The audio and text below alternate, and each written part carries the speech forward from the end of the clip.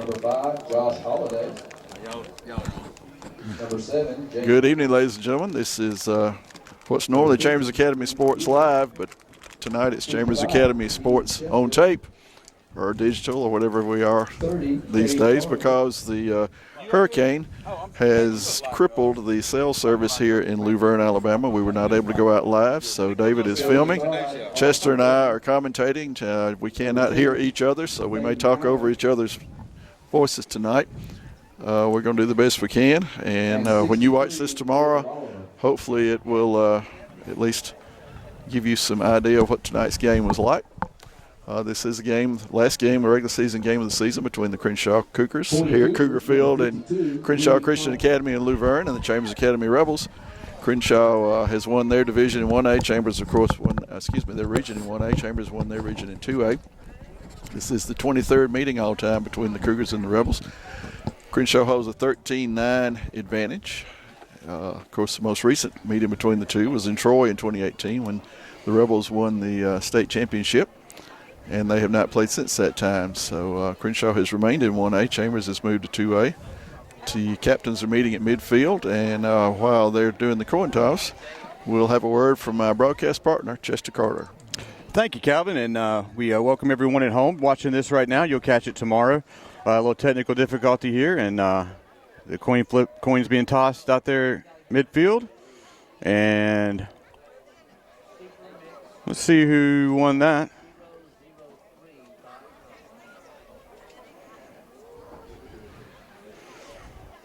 Chambers won the toss. They're going to defer. Chambers is going to defer into the second half, so this should be an exciting game tonight. 1A Region 1, correct, Calvin?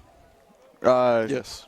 Leader here against the 2A Region champions, Chambers Academy Rebels. And we're about 4 minutes here from kickoff. So we will watch the Rebels run out alongside the Crenshaw Cougars. Chester, we talked about this series. It's been a streaky series. Chambers has actually won 5 in a row, including that state championship contest. Prior to that, Crenshaw won 8 in a row. So, and of course, as I said, has a lead of 13-9. And as the Cougars take the field, you can see a balloon release in honor of cancer survivor ceremony they had before the game started. They've had 3 common opponents this year. Both teams have played Pike. Chambers beat Pike. Pike beat Crenshaw. Both teams played Edgewood at Edgewood. Edgewood, of course, the only loss for the Rebels. And last week, Crenshaw defeated Edgewood at Edgewood. So interesting dynamics, Chester, between these two teams. The only team they both beat was Abbeville. Chambers beat Abbeville 38-0, and Edgewood beat them 38-20. So just never know in a game like this. No, this is a game that is not going to change anything in the standings, Calvin, but, you know, it's all out here. Still got to play the game. But let's get ready for the National Anthem and a prayer. We will have tonight's invocation and the National Anthem. Where's the flag? Tonight the flag will be raised by Kristen Trotter and Mr. Pierce Floyd. Let us pray.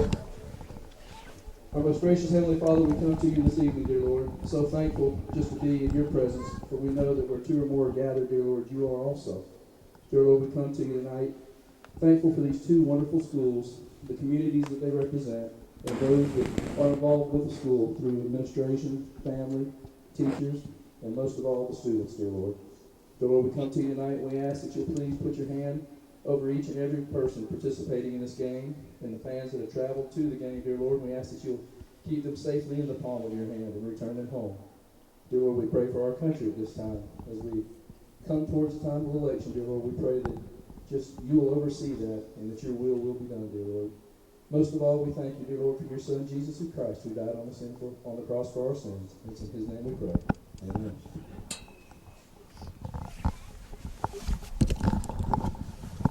Oh, say, can you see by the dawn's early light what so proudly we hailed us gleaming, whose broad stripes and bright stars through the perilous fight o'er the ramparts we watched were so gallantly streaming, and the rockets regular, the bombs bursting in air, gave proof through the night that our flag was still there.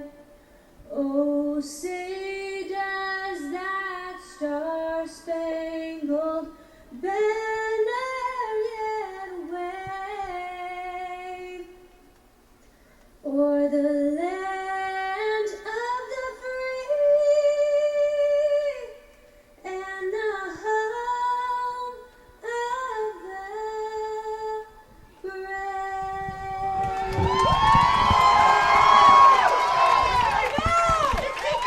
And a very nice rendition of the National Anthem. As you come into the city of Laverne, Chester, we noticed it holds itself out to be the friendliest city in Alabama, and everyone here so far has been very helpful to us. They tried to help us get on the air live, but hurricane prevented that. And But you got to give credit where credit is due, Calvin. That was a very good opening game ceremony right there for cancer victims and everyone who's fighting cancer right now. So what a nice tribute, and we're ready to play some ball right now. Chance Wilmot to kick off. I would say if you're just joining us, but when you watch this tomorrow, you'll probably even know who won the game. But the toss was won by the Rebels, and they elected to defer to the second half, and they'll go on defense. Chance Wilmoth be doing the kicking duties for the Rebels. And they are 3 Cougars deep. Once again, Good kick by Chance down to about the 15-yard line. Number 22, once again, Jack Dillon Hewitt on the return for the Cougars. Jack Dillon Hewitt takes the ball to 15. He gets it up About a 15-yard return up to the 30. to the 30-yard line, where Crenshaw will have it 1st and 10. Young man ran out of the end zone, caught it on the run, and he was about 10 yards up the field before anybody had a chance to even make contact.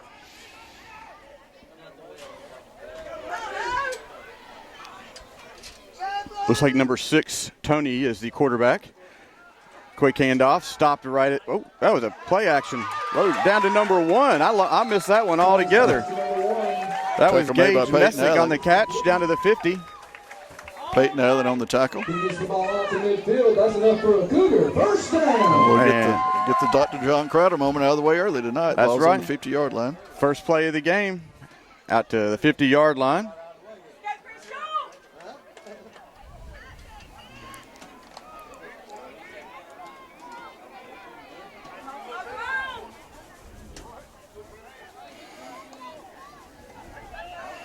Number 6, quarterback on the take.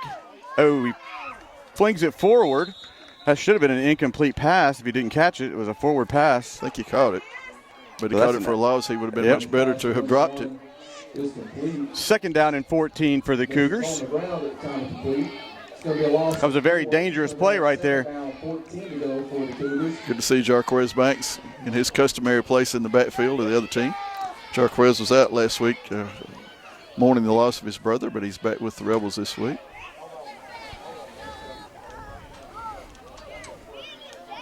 Number 6, Tony, leads the Cougars at quarterback. Quick handoff at the left side, gains about a yard or 2. Tackled by, starting off with number 63, Jacob Oliver. First down on the stop for the Rebels, number 12, Cross. And number 12, Cross Collie. Big third down here, Calvin. 3rd and about 13. Yep. They're all big, but the ones early in the game sometimes are momentum changers.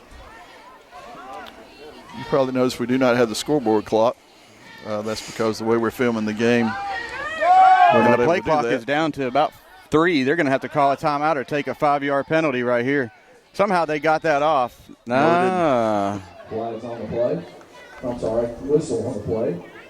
Timeout, Cougars. The referees granted the Cougars a timeout on that one. Play clock was right at 0, and Clock's running. Clock's running. Been running. some Clock operator had a little momentary lapse of judgment, let the clock run. So I don't know what they'll reset it at. The officiating crew will make that determination. The timeout was taken with about 1/10 of a second left on the play clock.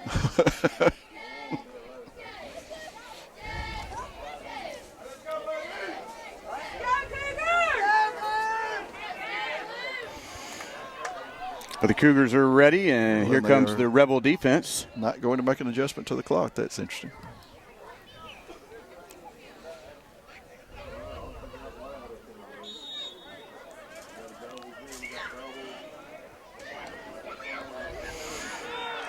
Tony drops back, and he looks like he's running for a seam and makes it out past the 40 for a first down, and he's pushed out of bounds at the 30. That was Chester, he got way deep into the secondary there before Hayden Hurst got to him. Big run by number 6. Tony, quarterback for the Cougars, is down at the 31-yard line, 1st and 10 for the Cougars. Crenshaw will have the ball 1st and 10. You can see early on that their quarterback's like Peyton Allen is for Chambers. He's definitely the cog that makes the offense turn.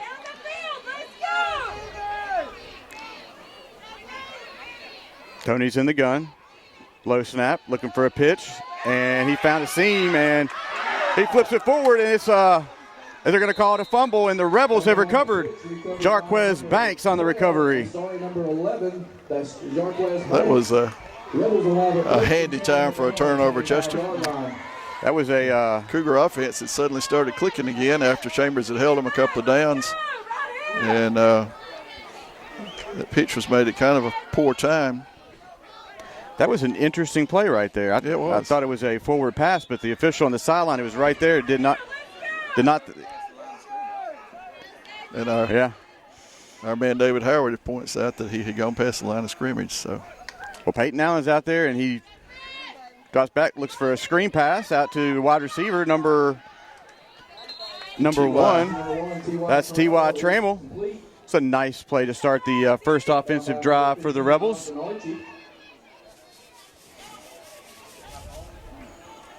It's going to be a pickup of 5.5. It's going to be 2nd down, almost 5 to go. Peyton Allen brings the Rebel offense out on the field with Jordan Benbrook lined up to his left. Number 6, Conway's in motion. Peyton fakes the run. He drops back looking to his left. Just goodness. Right over the hands of number 13, Jordan Benbrook. Jordan Benbrook is incomplete. Well, now we got a 3rd down. Yep, it's about 3rd and 5 for the Rebels. Chester, I think that route will be open again later in the game if Coach Allen chooses to run it. Jordan was open.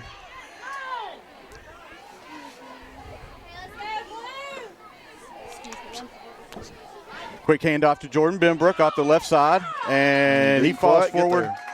He's about a yard short on that, Calvin. To be 4th down and 1. He's brought down by number 4, Logan Owens. Well, interesting choice. Going to bring up 4th down. It's 4th and short for the Rebels. When your quarterback's your punter, you got all kind of. Watch him shift it.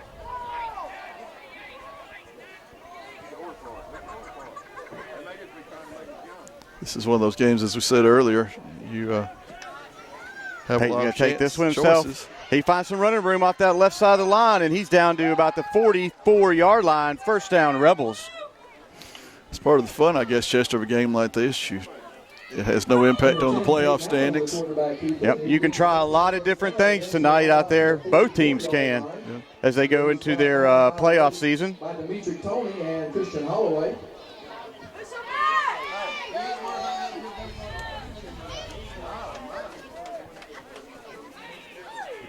Jordan Benbrook lines up to Peyton Allen's right.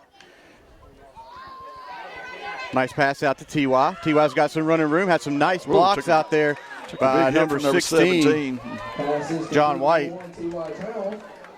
Whole host of Cougars in on the stop. It's a big tackle by number 17 of the Cougars. That was Christian Holloway. 22nd down, 1 to go. 2nd and 1 for the Rebels inside Cougar territory.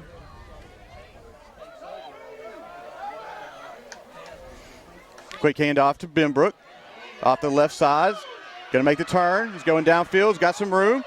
And he is pushed out of bounds at about the 28. I'm going to guess the 28. 28-yard line, looks like. Gets it into Cougar territory where it's going to be 1st and 10 Rebels at the Crenshaw 29-yard line. 29, according to the PA man. The scoreboard here does not. It has a place to put what yard line the ball is on, but they do not use it. But there was 6 minutes and 34 seconds left in the first quarter. Your score is 0-0, and Crenshaw has taken their second timeout. Yep, 2 timeouts already taken by the Cougars. And when you folks get to watch this at home, you'll see how close we are to the playing field. This is probably the closest we've been to a field all year, Calvin. And you can hear everything going on down there. Yeah, this is a very intimately built stadium. The stands are right on the sidelines on both sides. The Rebel fans that are here, a lot of them are tailgating. They're sitting in their vehicles backed up to the fence with their hatches up, sitting inside.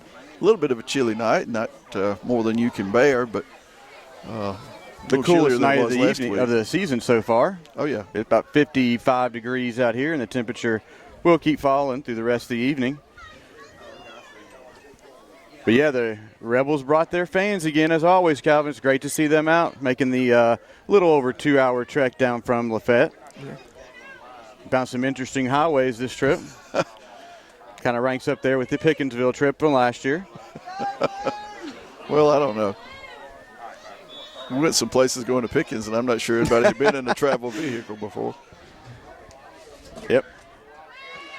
Pass out to Jordan Benbrook on the left side.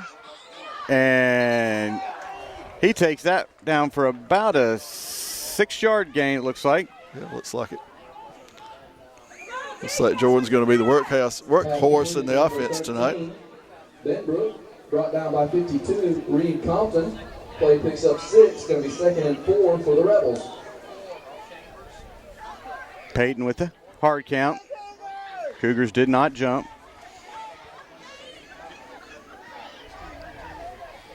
Second and 4 for the Rebels. Peyton looks out to his right, targets Josh Holliday, number 5. And that should be enough for a Rebel first down. Down to the 16. Pass completed to number 5, Josh Holliday.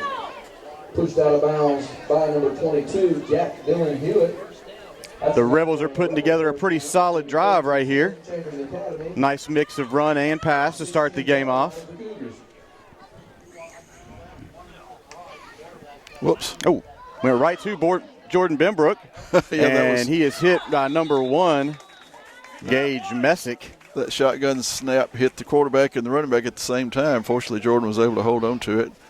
Not sure that was the play they intended to run, but he did make something out of it.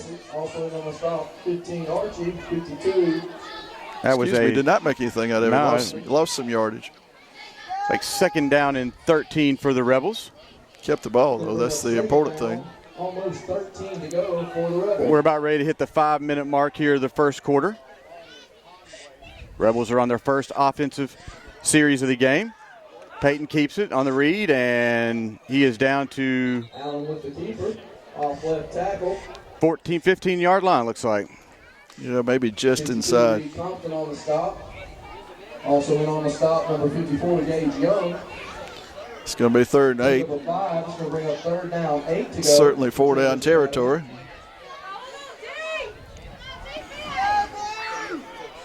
Three receivers out to Peyton's right. They've got this spread out. T.Y. joins the backfield, and Peyton's looking straight to his left the whole way. Open. And John White on the touchdown Rebels. That was a bullet from Allen out to White.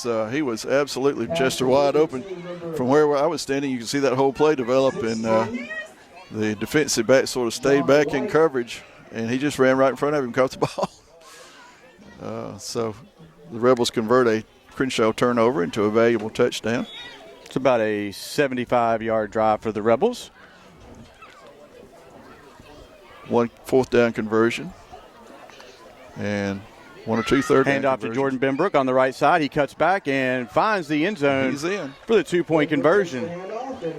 With 4:32 left to go in the first, Rebels take a lead 8-0 against the Cougars. Gets the 2-point conversion, goes up 8-0 over the Cougars. It's a shame one more second didn't go by. It'd be 4:31. But it is 4:32. Let's see how the Cougars react from that turnover. And Yeah, Cougar drive offense. Excuse me, Chester. oh, no, go right ahead. That's one thing about that you may have to deal with tonight. Chester and I cannot hear each other. So we're trying to do the best we can to hear each other over the din of the crowd. But I was just going to say the Cougar offense was moving right along until they had a turnover. So Yep. this could be one of those track meets we sometimes get into. It's good to see the Rebels take that turnover and score with it. So with 4:32, the Rebels will be kicking off. Chance Wilmoth be still doing the kicking duties for the Rebels. And back deep, the Cougars have 3, starting with Gage Messick. It was a very efficient offensive drive by the Rebels. Only one play for negative yardage. Jack Dillon Hewitt are back deep for the Cougars. It's a high punt and fielded about the 15-yard line. And he is met by a Rebel at the 30-yard line. That's 14. That was Hunter Burdett. That was our last week's defensive player of the game. Mm-hmm. Maybe we Hewitt takes the ball inspired him to step his game up. 3-yard line. The Cougars are going to have it 1st and 10. Not that he didn't step it up last week, or he wouldn't have been player of the game. Yeah, he had a good game last week and a good interview. Good talking to these young men out there. Yeah, I've had a lot of fun interviewing some of these kids. Most of them have been new to the program, and they're just a lot of fun to talk to. Number 6, that's Tony on the read, and it was not going anywhere. Met by a host of Rebels, starting with number 57, No gain on the play. There is, Braden Monkus. we are sharing the booth up here with the Crenshaw radio crew, and he's doing his broadcast over the telephone, so that kind of lets you know how crippled this area is electronically. Second down.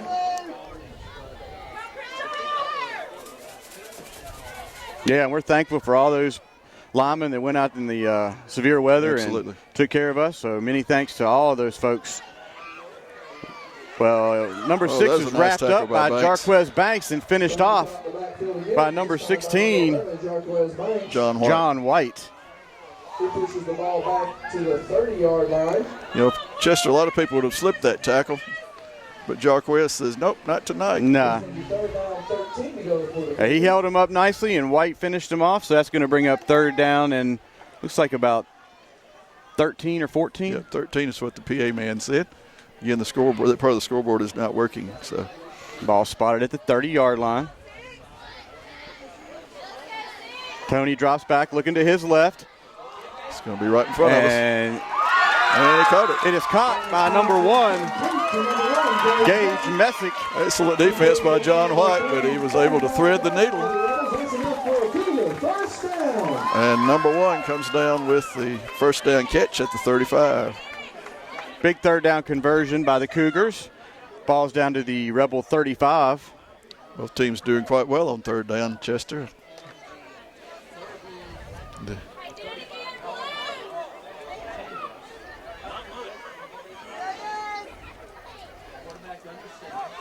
It's going to pass it again. Drops back. Oh. It's going to. And Number 8, Hayden Hurst on the coverage. They're going to gonna call draw him an for interference. pass interference.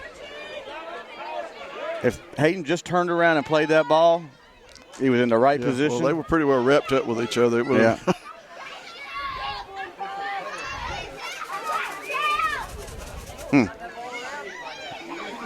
Be a 15-yarder. Pass interference is the call against the Rebels. Put the ball at the 20.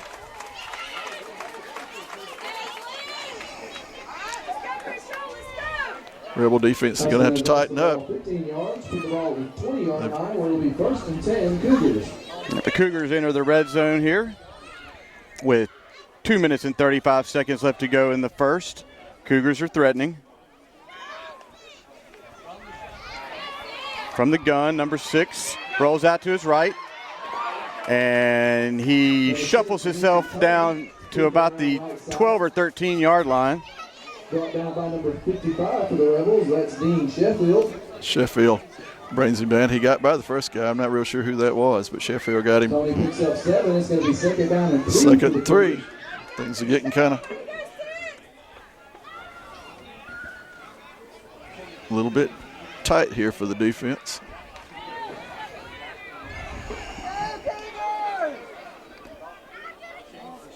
Tony goes into the gun for the Cougars. 2 wide receivers each side. Quick handoff to number 5 off the right side. And he's got enough for a first down for the Cougars. He's down to the 6-yard line. 1st and goal. Jacob Oliver, 63, was involved in the tackle. It's going to be 1st and goal for the Cougars. Well, this has so far not been a defensive struggle. No, it has not. Looks like the ball's going to rest on the 5-yard line. It's going to be spotted at the 5 with 4 plays to make it. And The Cougars are pushing. Mobile quarterback. Yeah. Up, he's got a fake on the read, and he goes right in the end zone by 3 Rebels. Touchdown for Crenshaw.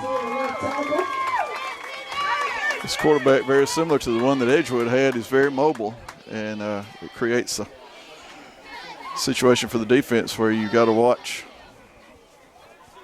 Yeah, he's a very speedy and mobile quarterback, and he has a decent arm as well. Yeah. So, multiple threat quarterback, and they will kick the extra point or attempt to, unless this is a crafty little fake.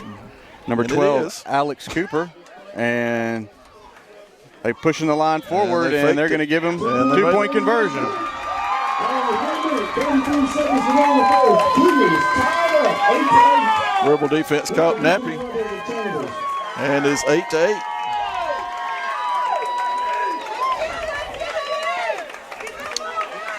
So the Cougars hold serve, and we'll kick the ball back to the Rebels. After that, it's kind of mindful of the extra point in the championship game last year. Chester at Chambers up 8-0, and Southern lined up for an extra point. And not sure how many people in the stadium thought they were going to kick it, but obviously they didn't think they were going to kick it. And they ran a fake, tied the game 8-8. Well, that's where we're at right now, 8-8 with 1:33 left to go here in the first.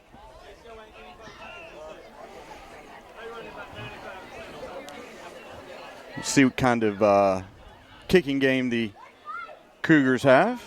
Yeah, this will be their first kickoff. Got number 22 out there, Kyle. Jack Dillon Hewitt looks like he'll be doing the kicking duties for the Cougars.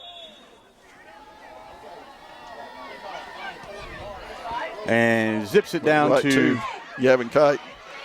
Number 21, Gavin Kite. And Gavin brings it out to about the 43-yard line. Good start and field position for the Rebels. That was a bullet off the foot of that young man. It really was. Let's see if the Rebels can match the score from the Cougars.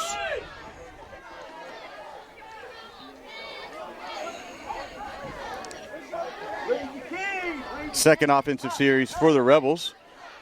Ben Brooks in the backfield. Peyton drops back. Nice route out to T.Y. And T.Y. keeps his feet moving, and he's down to the 43-yard line.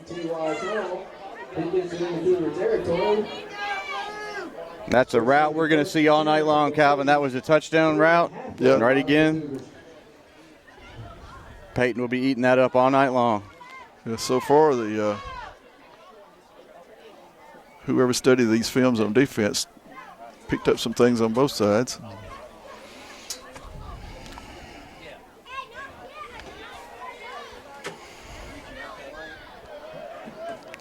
2 wide outs to each side for Peyton. Ben Brooks in the backfield to his right. Peyton looks to his left, and it is completed out to T.Y. again. And Travel again on the pass. he's got himself another. Chandler Mitchell. Well, they're going to call it a first down for the Rebels. First down. Rebel first down. 1st and 10 at the 34-yard line of the Cougars. And the Rebels are ready to keep pushing this. They're already lined up at the line. Peyton drops back, looks to his right, goes back to his left. Surveying the field, dang. got plenty of time back there. Peyton rolls out to his right. And, Hey, there he is. takes touchdown. Josh Holliday and Peyton Allen took a big hit on the sideline over we're gonna there. get a roughing the passer. But he completed the pass. Touchdown, Rebels. It's going to be a roughing the passer penalty. Personal foul, roughing the passer. Yep. That'll be assessed on the kickoff, I would think. The passer against the Cougars. That was a big-time play by Peyton Allen right there to take that hit and put it right on the spot for Josh Holliday, right in the corner of the end zone. That's I'll tell you right. that line play right there is something else.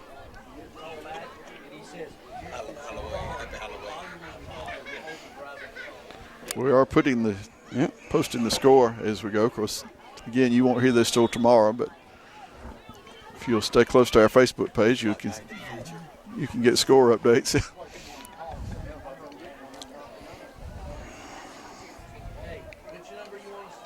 2-point conversion. Peyton's going to keep this off the left side. He's going for the corner. Oh, he dives forward, and they're saying he's out of bounds before the ball crossed the plane. I'm going to say his foot went out before the ball crossed the. 14, Cougars 8. I think if Peyton had cut sharper and not tried to stretch it, he might have got in. But once he stretched it, the defense kind of had the angle on him. So after that series, it is 14-8. The Rebels up on the Cougars here with 17 seconds left to go in the first quarter. And that was a very impressive drive by the Rebels. And after the penalty, Chambers will kick off from the 50.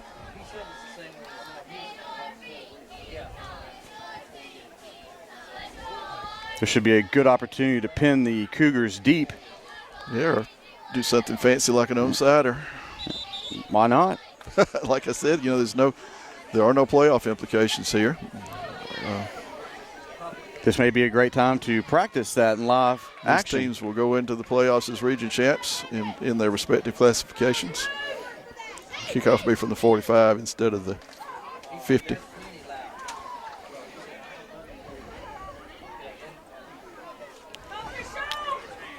Wilmoth is still doing the kicking duties for the Rebels.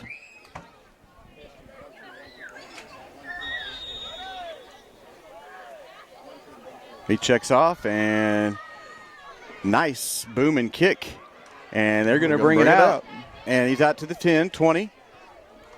And he is met with a big hit by Gavin Kite down there at about the 20-yard line. You could hear that hit all the way up here, Calvin. It's going to be on the 23. Well, that missed 2-point conversion, Chester. You just never know when those will come back and get you. That's right. And at the pace we're going, we might be seeing that be a major factor here in this game as we go back and forth with scoring. Well, I don't know why the clock is running, but they get the play off. Tony drops back, looks to his left, out to number 15, and he's pushed out of bounds by Peyton Allen. It's going to be a first down. Yep, that was Austin Archie on the reception for the Cougars. And that's the end of your first quarter, Calvin, with the Chambers Academy Rebels up 14-8 against the Crenshaw Christian Academy Cougars. Tonight's game sponsor would have been Lafayette Heights Baptist Church. And we certainly appreciate their willingness to sponsor tonight's contest. We did have some special graphics for them. I don't know whether David can integrate those before he downloads this tomorrow night, but if not, we'll use them later in the season. A reminder, the Rebels will be at Torbert Field next week. First round of the playoffs, we will host the Otago Academy Generals. As we talked about last week, the 2 weeks in a row, we'll face teams, Chester, that we have played in the state championship game. We played, of course, Crenshaw in 2018, played Autauga in the last on-campus AISA championship game at Torbert Field, 1999. That's the last time I believe we played Autauga, so we're seeing a lot of folks this year we hadn't seen in a while. And if you're in town next week in Lafayette, please come out to Torbert Field at Chambers Academy and support the Rebels. And if you can't, you can catch the action here on Chambers Academy Sports Live. Yeah, none of these kids on this team were even alive last time we played Autauga. No, probably not. No, 1999. No, none of them were, yeah. Yep. Tony goes under center for the Cougars. Fakes the handoff. He's looking to his right, and that came out. Yeah, I think somebody tipped that or hit him. Somebody either hit his hand or tipped it. Jacob Oliver had a lot of pressure on Tony right there. And the clock is stopped because it's an incomplete pass. Yeah, that was, of course, that play at the end of the first quarter worked itself out because they would have gotten that playoff anyway. But that would have been an interesting situation if the buzzer had sounded before the snap. And it's their clock operator, so. Yeah. 2nd down and 10 for the Cougars. Quick handoff. Whoop, he got loose. And he bounces off the line and makes that about a 5-yard run when he had nothing. Good effort by number 17. That's Christian Holloway, the running back. Kay Tarver made the tackle after he got loose, and a big 3rd down here. 3rd and 7. Yeah, excuse me, 3rd and 7 for the Cougars. 3rd down's been a problem play for the Rebels, just as it tended to be at Edgewood. We'll see if the defense can make adjustments.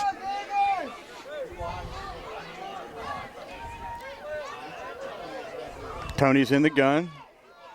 Oh, fakes the pass out to the left side. Got him out of the pocket. He's directing a little bit of traffic, and he floats it right over the defense's head down to number 17. That is Christian Holloway. That's enough for a Cougar 1st down. That play was broken up, and he got behind the defense, and I think John White was beginning to head up to assist on the tackle, and the receiver got behind him, and there you have it. 1st down, another 3rd down. A 3rd down conversion. Conversion that keeps the Rebel defense on the field.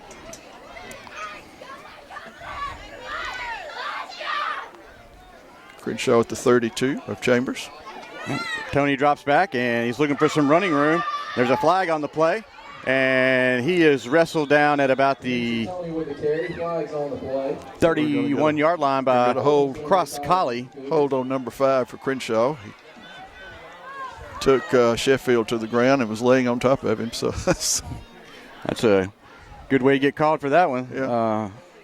Chandler Mitchell. Penalty's going to be declined by the Rebels. Well. Now they've changed their mind. Yeah, I think the official I believe that was officiating error because I don't believe anybody's going to decline 10-yard penalties. So yeah, not in that situation. Coach Allen was quick to say, oh no, we're not declining that. Well, that was a spot foul, Calvin. Yes, so that's going to tad more than 10. Yeah. It's going to push them back to the 44-yard line.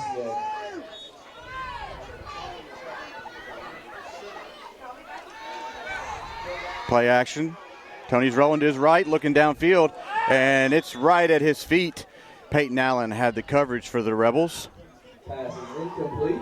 It's going to bring up 2nd down. Number 1, Messick was a target on that play.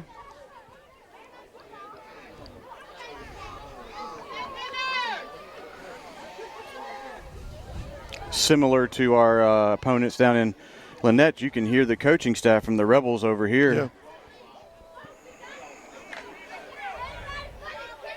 It's a very clear, crisp night.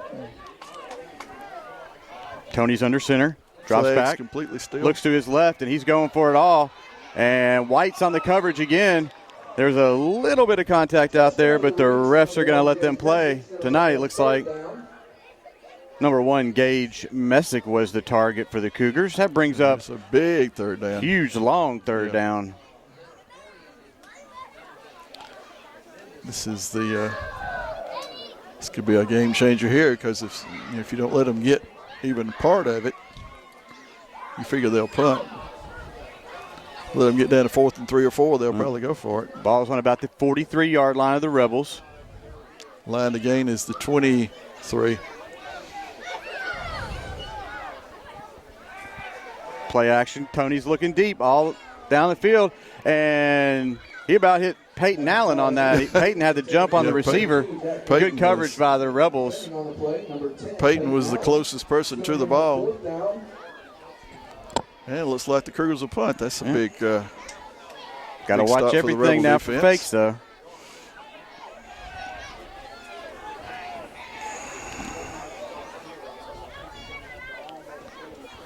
Yeah, you think on 4th and 4th and 20, they're likely to kick it here, but you're right.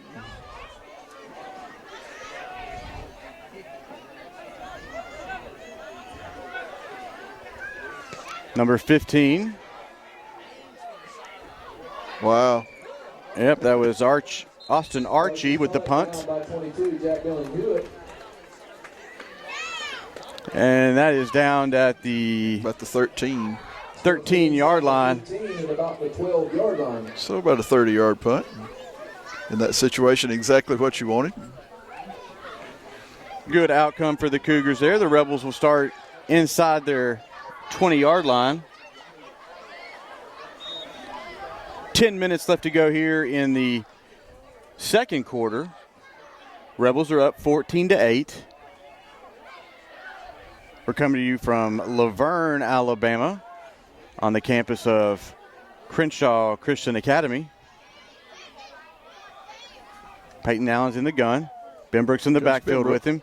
Hands off to Jordan, and he's going to get a first down. Yeah, what a big, powerful run by Jordan Benbrook.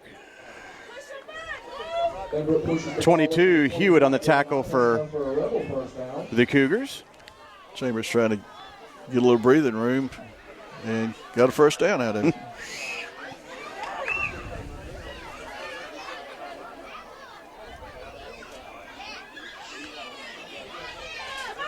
Whoop. Peyton's looking for a receiver. Play looks like it's blown apart, busted. And Peyton's looking out to number 13, Jordan Benbrook. And it's probably just as well that he's right there. Yep. I don't know that he would have gotten much yardage, and two Cougars had him in their sights. That's right. He was a wanted man back there in the backfield. But he did a great job to elude the defense and come out of that with no damage at all. The blocking on that play, Chester broke down almost immediately. I don't know what happened. Yeah, I think that play was for a quick, pass out to the flats, and they had it covered well. Straight snap to Benbrook, and he is pulling folks down past the 35 down to the 38-yard line. Looks like they're going to spot him, enough for a Rebels first down. And we've talked about Jordan all season long, how he can either turn on the jets or just get down behind the pads, and he's becoming a incredible runner. We watched him last year come into the position, and he's done a great job. Yeah, he'll be one of those players. Yep. Well, here we go with Spud. Quick pass out to Conway. And they're going to throw a flag on T.Y. for a hold. You're going to have pushed out of bounds. There are flags on the field. Well, I thought you were going to have a 5-yard face mask, but the way John White is reacting, apparently they've called some kind of hold on him. Holding is going to be the call against the what I was going to say about Benbrook, he'll be one of those players that 10, 15 years from now, people will say, hey, you remember that Benbrook kid? Yeah, he's got a nice running style. He can be very patient and wait for his blocks to develop, or he can just plow right through you, whatever is needed. So, well, the good part about that holding penalty, Chester, it was so far up the field that it only backs the Rebels up about 5 yards. It'll be 1st and 15. Yep. So that's if you got to have a holding penalty, not a bad way to have one. Peyton fakes the – he's getting a lot of heat. He's running around looking for an open receiver.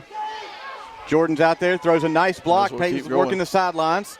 He cuts back into the middle of the field, back towards the sidelines, So he and gets he first is down. out of bounds at the 49. What a crafty run by Peyton Allen. Saves the Cougar from the finger. Is able to make a nice run, get the ball out to just at midfield. Well, Dr. Crowder, we'll go with the 50 on this one.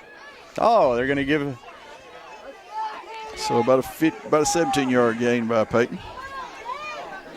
nice run by Peyton Allen.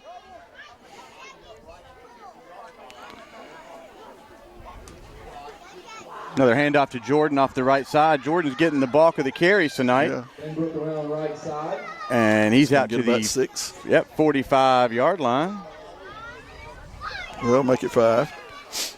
Make it exactly 5. Keeper on the stop for the Cougars.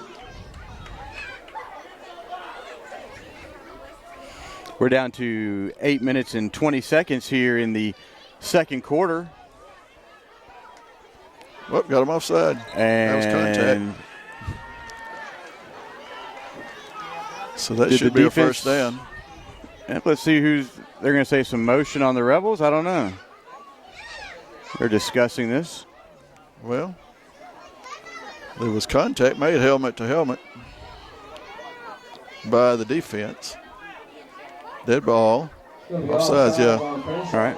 Yeah, their left tackle actually contacted the helmet of one of our. Well, I don't see how that's not a first down, but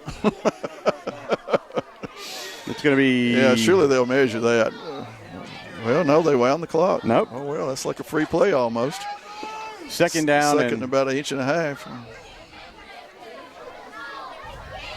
Benbrook lines up to Peyton Allen's left. T.Y.'s in motion. Peyton drops back. He's getting a lot of pressure up the middle from the Cougars, and Peyton's just going to throw this one out. Nice reception by the fan over here. Third down and inches. Well, Third down and a couple inches here. yeah, they may wish they had measured. I promise you, if they measure where he put that ball back down after that play, that's the first down, Yeah, because we're it looking is. right down the line at it. We're looking straight down the 40-yard line from our vantage point.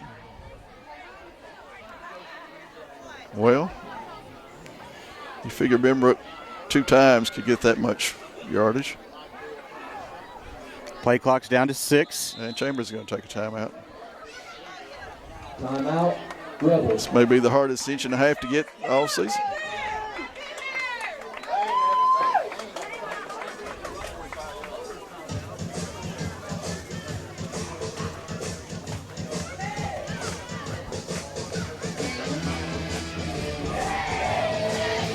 Yeah, you're still in a position, Chester, where you can take a shot downfield, but I'm thinking with the lead in the ball, it would behoove us to just get the first down. Yeah, get the first down and maybe go down the go over the top down the middle.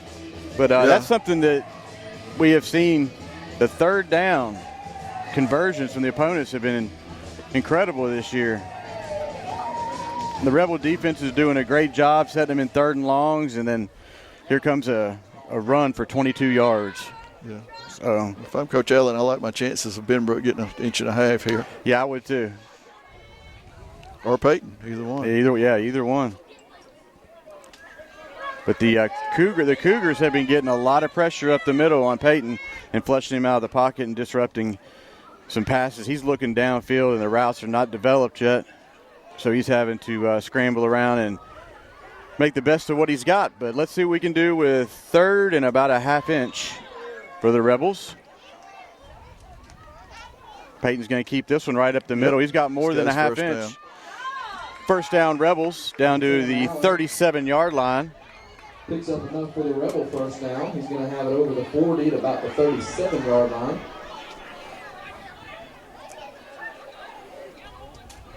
Yeah, here, Coach Allen again. Yeah.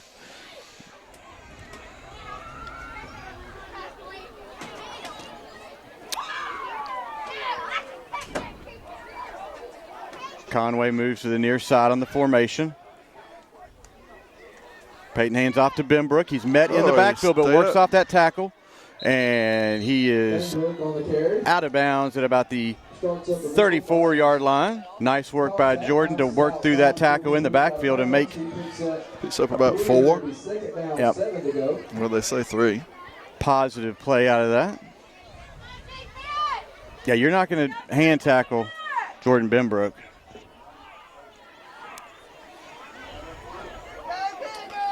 Well, interesting. 2nd and 7. 6:40 left to go here in the first half. Rebels are threatening. Another handoff to Jordan. Follows his blocker and got him by the shirt tail. Benbrook on the carry, brought down by 52, Reed Compton. Yep, number 52 grabbed onto the waist there of Jordan Benbrook and brought him down. 3rd and 1. Reed Compton. A half to go for the first. Certainly 4 down territory.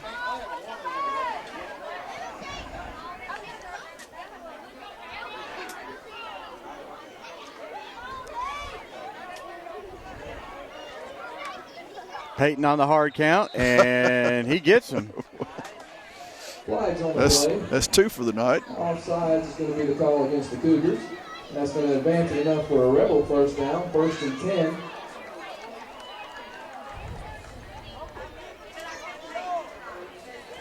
Peyton's trademark hard count helped the Rebels out there for a first down, and the ball is marked at the 24-yard line. He leaves it with Benbrook. And he is 13, Benbrook again on the carry. taking about 20. 3 or 4 Cougars to bottle him up down there. Number 4, Logan Owen, and 52, Reed Compton on the stop. Ball is just outside the 20-yard line. They're going to spot about the 21. Clock's rolling down to 5:25 here in the second quarter. Chambers will get the ball first after halftime by virtue of having won the coin toss. So obviously they're going to try to run a little time off here.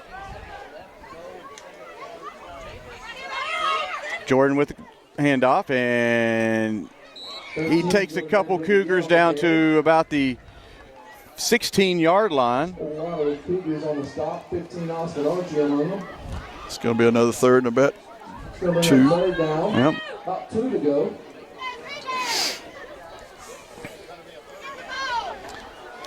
Third and 2 for the Rebels. Hand, must have taken a lick on it from a helmet. Play clock's down to 10. Quick handoff to Benbrook off the left side. He's got some running room, and he is down in the end zone for a touchdown. Rebels. I don't guess his hand was hurt too bad. 13, Jordan is running with a purpose tonight, Calvin. They completely faked the defense out on that one. They thought Peyton had kept the ball, and they all went to the right. And he went left and hardly was touched. Well, with 4:23, the Rebels strike. Had a touchdown with 4:32 in the first quarter and got 4:23 here. Holiday in motion. Peyton rolls out to his right, looking for Holiday, and just a little high on Josh.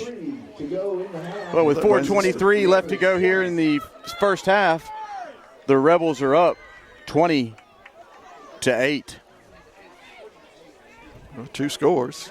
You'd like to have had those other 4 that you didn't get. It'd be 24-8, but. And you're right, the Rebels get the ball, being the second half. So we've got 4.5 minutes to play defense now. Not that I'm being critical of having scored a touchdown too fast. That. When you can't score, when you want to hold off, you can't do it, and so it's. We'll just get out there and play some defense. Hard to tell a young man that's running wide open that you need to stop. Yeah. And the let time, him tackle you. And when you do try to, fall short of the goal line or something like that, some bad things happen. Well, yeah, I mean, this is too early in a game like this to be tinkering with the clock. Yeah. Just put the points on the board and let the chips fall. Might even get a turnover and get a chance for another score. Oh, I would have thought there would have been a bunch of people dressed up for Halloween, Calvin, but I don't see one person. You're right. Well, happy Halloween to everyone as you watch this. You should be watching this on the 31st.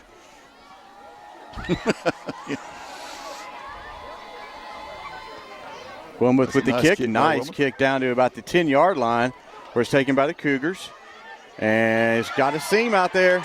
And he is caught by number 11, Jarquez Banks. Had a Takes the ball into the 10-yard line, races out. significant hold Slips through the wedge. on Burdette that the officials did not catch, and they can't catch everything, and I don't mean to be critical. Number 11, Jarquez Banks on Where the Chester and I are stop. standing, you can see straight down 40-yard line, and that's about where it took place. But Yep. But the So- Cougars get it out to the 49-yard line. 4:14 left to go here in the first half. Tony's in the gun with 3 wide receivers out to his right. That's the way he looks entire time, got all and day. good protection. Pass right across the middle, and it is broken up by number 8. That is Hayden Hurst. Good defensive play by Hayden. Pass is incomplete. It's going to bring up second down and 10. one thing about Chester, they're going to learn to play pass defense tonight one way or the other. They're really being tested by this quarterback. And the Cougars' offensive line is doing a decent job here in the recent drives. The first drive was a little bit shaky for them, but since then they've put together some decent series here with having the offensive line hold off the Rebels.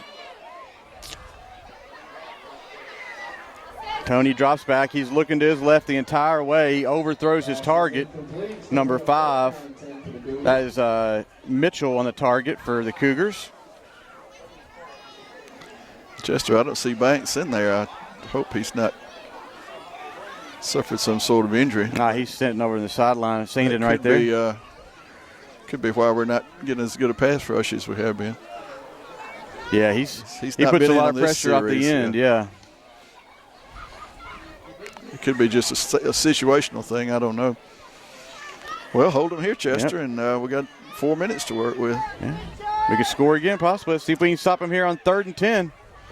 Tony rolls out. There's some Well, heat they got him off the flushed corner out. from Jake Higgins. And Jake puts him right into the heat, and he is finished off And there's going to be a multiple holding by calls there, I feel like. Jacob Oliver. Backfield by the Rebels. Flags come in. Nice heat from This holding penalty will be declined. yeah. Holding is the call. Jake Higgins with the heat coming off that right side over there, flushed the quarterback out, and you're right, you are correct. They are going to decline that. Penalty is declined. 4th down. Rebels with 2 timeouts. They'll have about 3.5 minutes to work with. Yep. That was very Well, they're reminiscent not- of the they are Edgewood not- game. Right now, they're not spotting the ball in the right place. That defensive play there was very reminiscent of the Edgewood game when Jake came in and made that big sack and You're late right. in the game. Now they will put the ball back where the tackle was made. I kind of think they've all tended to forget where it was. Yeah.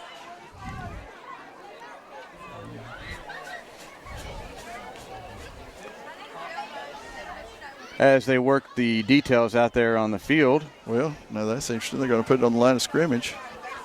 That might make Coach Allen take the holding penalty.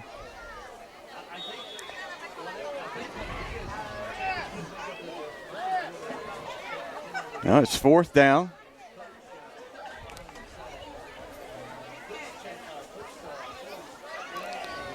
Well, you know, it's about 5 or 6 yards to their advantage. They Looks like the Cougars are going to let all of the time on the play clock run off. might want to watch for a little chicanery here. And now they've stopped the game clock. I'm not too sure why. Well, this is just all kind of Interesting. Unique. Ooh, a high snap corralled by the Cougar punter and a very high off the helmet of on the the head, so that'll kill the ball. Cougar. Archie's punt.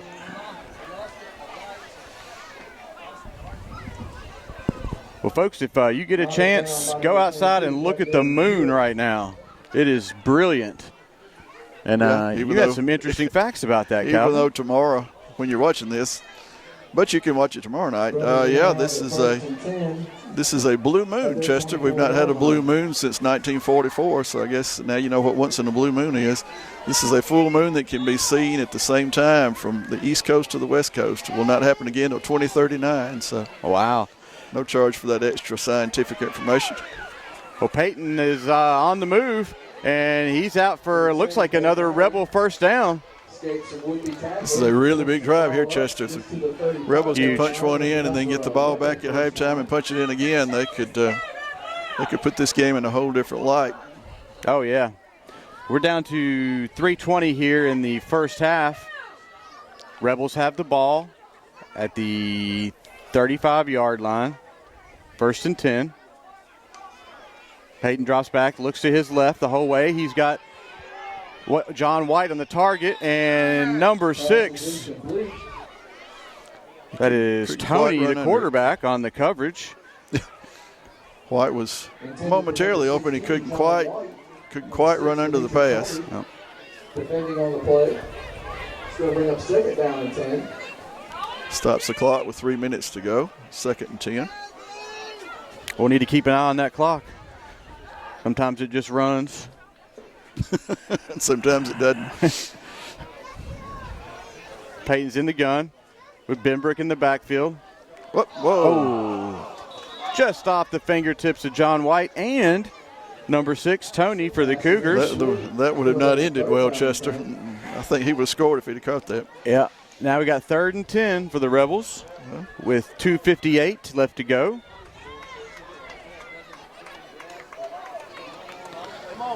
Well, that would have not been a good turnover. I'm glad that didn't happen.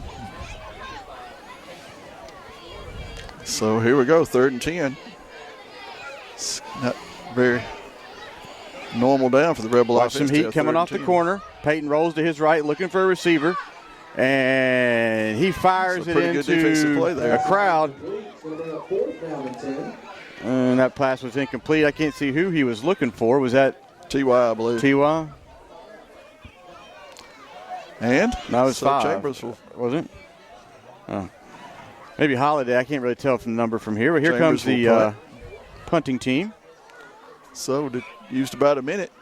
And the ball will go back to the Cougars, who have one timeout to see if they can narrow this deficit. Feel certain you'll see a punt here. I don't think. Or maybe not. Oh, just off the fingertips of John White. It's going to set Crenshaw up in good field position at the 35. You know, we talk about games like this not having playoff implications, so why not try something like that? It's going to give the Cougars a short field. They've got one timeout left. With 2:46, they take over on the 35-yard line.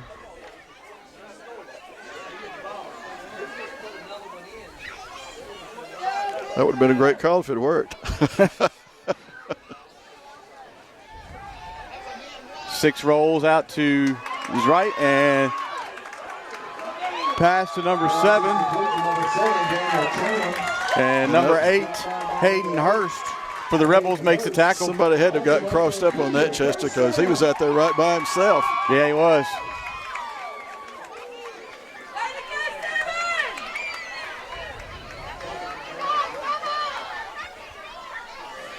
The Cougars are in the red zone.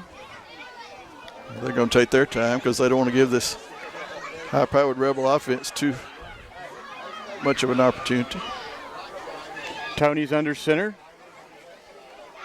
Fakes the handoff, and the pass is completed.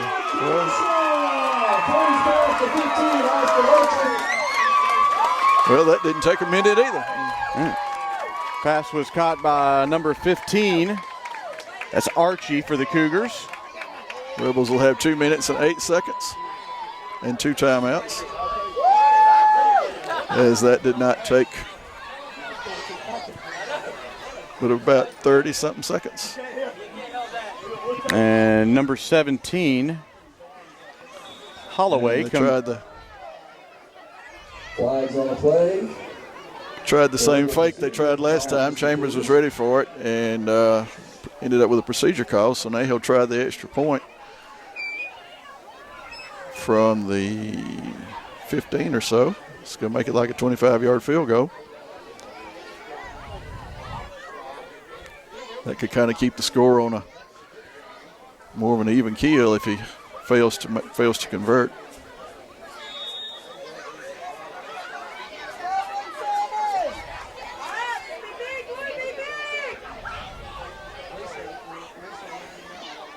Snap is down and the kick is up, and it is good.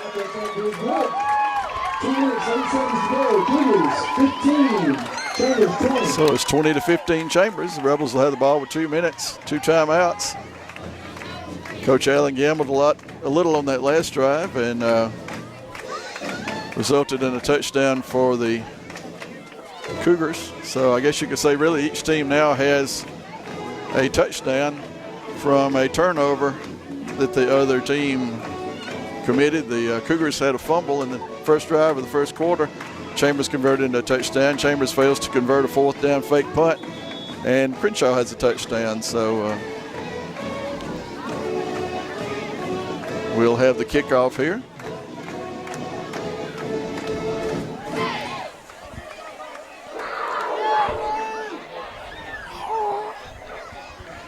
Conway and White are back deep for the Rebels. Hey, let's get him on the ground. Hewitt is doing the kickoff duties for the Cougars. Be a good time for John White to work his magic. Conway takes it at the, oh, he just runs over a couple Cougars. Crowd And there's a reacted to flag something. over here. Where did that thing come from? What? Well, I don't know. I don't know what the crowd reacted to. There's something downfield here that we didn't see. At the 37-yard line, flags on the near sideline. Well, we're on the 38. We'll see where we start.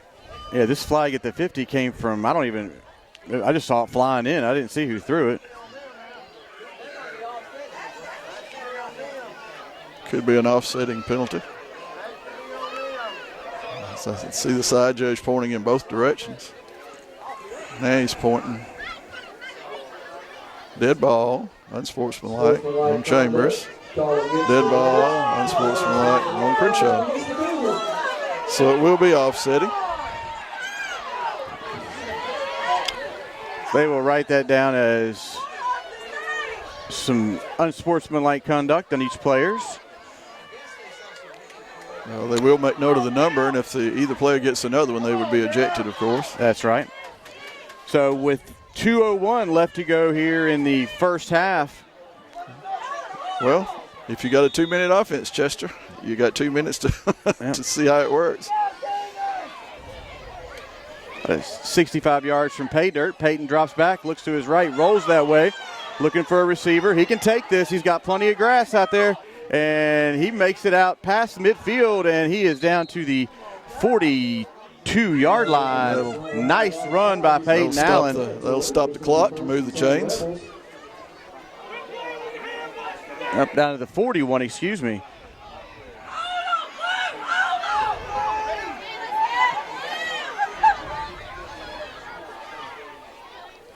Clock starts once the chains are set. Hand off to Benbrook on the right side. Got some running room down there.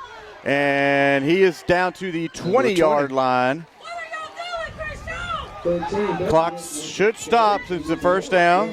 And it does with 1:30. With 3 minutes to the half, it was 20-8. Now it's 20-15. We're just a rocking and a rolling. Crenshaw will take their last time out. Yep. Trying to slow the momentum down there of the Rebels. And I think the crowd knows the urgency of this series due to the fact the Rebels get the ball at the beginning of the second half. Mm-hmm. So with 1:22 left to go here in the first half, the Rebels are up by 5, 20-15. The ball is spotted at the 20-yard line. 1st and 10. The Cougars called a timeout there to slow the Rebel momentum down a little bit and regroup on defense. Give you a contrast to this game when these two teams met in 2018 for state championship. The final score was 22-12.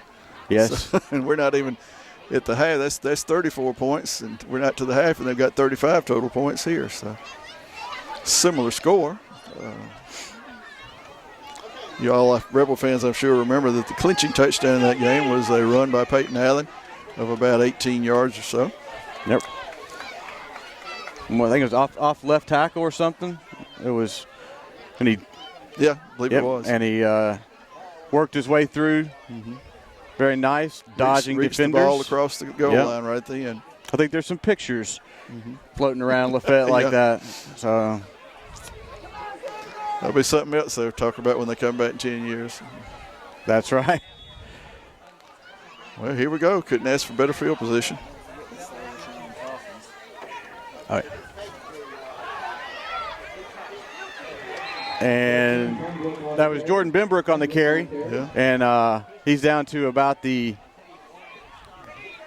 close to the 15. Chambers has 2 timeouts, but right now, you Picks up with about 5. It's going to be second down, 5 to go for the Rebels. under a minute. Jordan on the run on the left side. Oh, he almost Oh, handed. Now they'll take a timeout. Yeah, now they're going to take a He timeout. almost handed the ball off to Gavin Kite. That would have been a very dangerous decision. I'm glad he kind of thought better of that. Yeah, it looked like that's what he was going to do, but he thought again and said, "Nah, I'm going to hold this." So with 46 seconds left to go here in the first half, it's third down and about 7. So. The Rebels can get a first down at the 10-yard line. Both And defenses have had sporadic success against the other team. I think you're probably going to see some kind of option here, Chester, where Peyton can either throw it or run it. oh, yeah. This is about where the ball was in Troy. Don't believe it was third down, but in fact, I kind of think it was first down. But this is about where the ball was.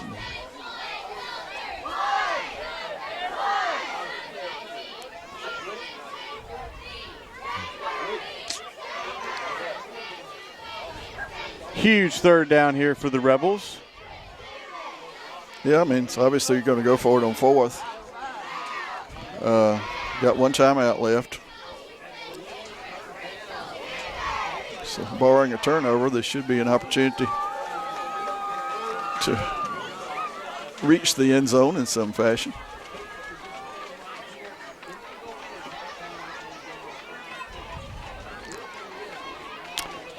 Very long timeout. Yeah. Here they come. It's kind of like they held on until everybody said, hey, I guess we're ready to go. Oh, yeah. Play a little football here. Well, here comes the Rebel offense. They know what they got to do.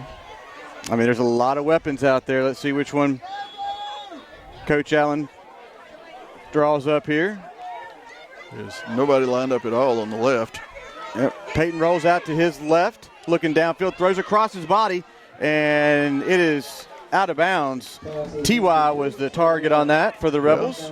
And brings up a 4th down. Yep. 4th and 7 for the Rebels. Clock stopped on the incomplete pass. 39 seconds left to go. Well, this will be 2 times in a row the Crenshaw defense has held Chambers to a 4th down. In sharp contrast to the last time Crenshaw had a ball, that's 2 plays, touchdown 2 plays. So. 3 wide receivers out to Peyton's left. Peyton looks that way, but he goes, it's picked by number 15. And Peyton Allen takes him down. Well, he jumped the route, Chester. Yep. That was Austin Archie on the interception. He brings it back out to close to the 30-yard line. All of a sudden, the Crenshaw defense is appearing to have figured out some of the tendencies of the Chambers offense. Instead of a 2-score lead, we're just going to have to hope they don't try something here in 30 seconds left. Yeah. And they could theoretically go into the half of the lead if somebody got loose. Had Peyton not made that tackle on the interception, I'm not so sure we wouldn't be looking at that.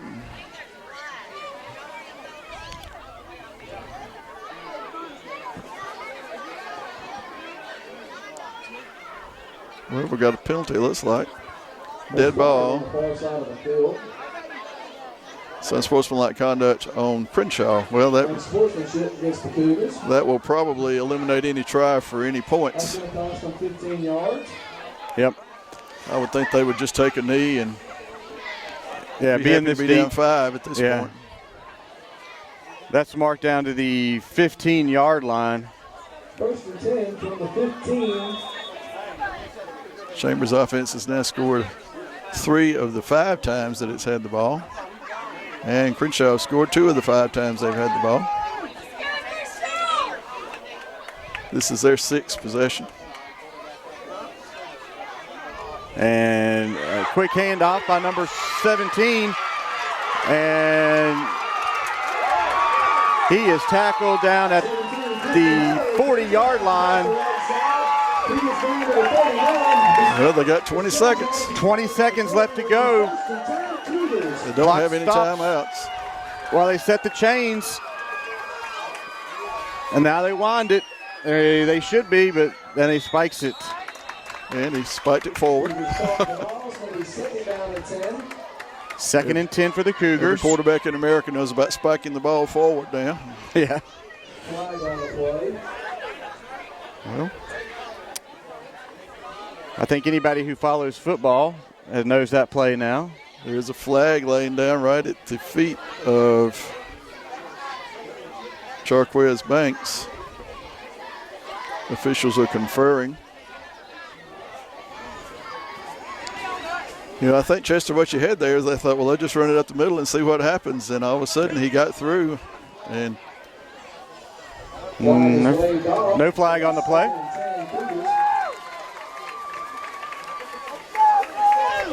Cougars spike the ball on 1st down to stop the clock with 18 seconds left to go here in the 1st half. 40 yards away from touchdown for the Cougars. Both these teams averaging scoring in the 30s, Chester, so you can see why you have these quick offensive strikes. Tony's under center, fakes the handoff, looking deep, and ball is caught and hit by number 1, T.Y. Trammell, but that's enough for a Cougar first down. The ball is down to the, it's like the 6-yard line, and the ball's on the ground now. I couldn't tell if he spiked it or. That's going to run the clock out. No, he fell down. Now they're running the clock. He fell down. Run the clock.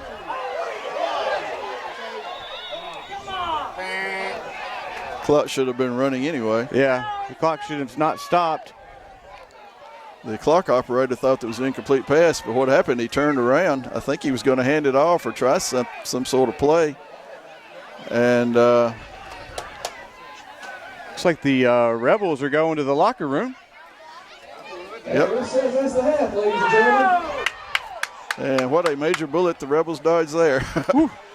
They had 40 seconds left. They were on the 15 going in, and with 1 second left, the other team was on the 1 going in. So it's, wow.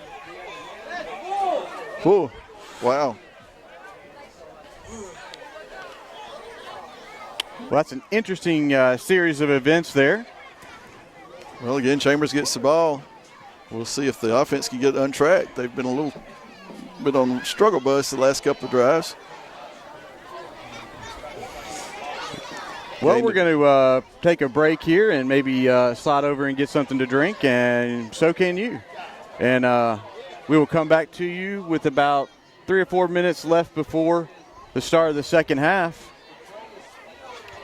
and get back to this exciting game. And the Rebels are up 20-15, and they'll get the ball at the beginning of the second half.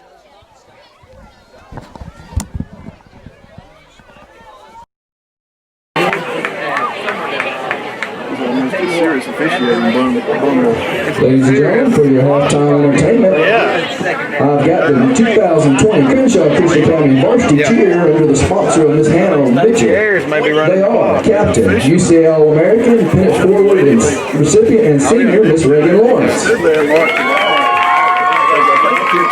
Co-captain, UCA All-American, Pennant Forward recipient, junior, Miss Allie Billings. Co-captain, UCA All-American, junior, Miss Abby Whidden. UCA All-American, senior, Miss Aubrey Harris. UCA All-American, Pennant Forward recipient, junior, Miss Lakin Bryan.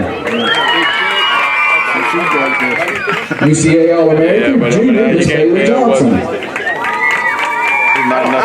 UCA All-American, junior, Miss Anna Whidden. Well, I got one.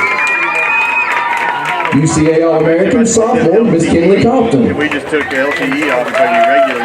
UCA All-American, sophomore, Miss Sissy Cornelius.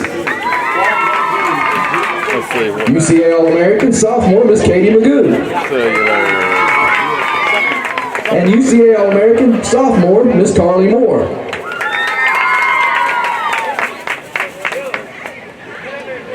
Can you turn your LTE off anymore? I don't think you can. You used to do it,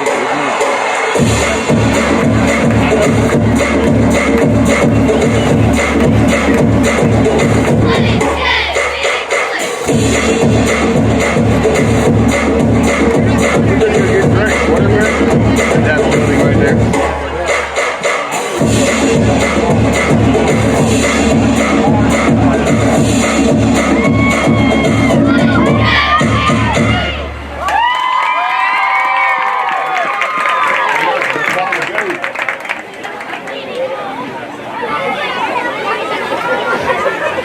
Next up, under the direction of Miss Emily Smith, the 2020 Crenshaw Christian Academy Baby Cougarettes.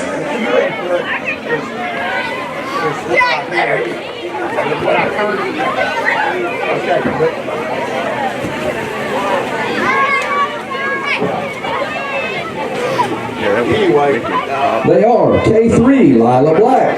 I'm gonna watch that again. Aubrey Ann Means. But you can't see the clock. Alyssa Rayburn. Bella Sanders. And Charlotte Smith. In this game, they let it run. K4, Abigail Bowen, Charlotte Magoo, Katie Roberts, and Annalie Sasser. Because, you know, the rinse up. K5, Lucy Bryan, Chloe Durrell, Cambry Frost, Sarah Kate Kilpatrick, Raylan Latham, Rayleigh Jane MacArthur, Lily Moore, Holly Owens, Carly Strickland, and Ashley Van Loo. So you know there was a communication, like, I'm the one that's going to stop it or whatever. So.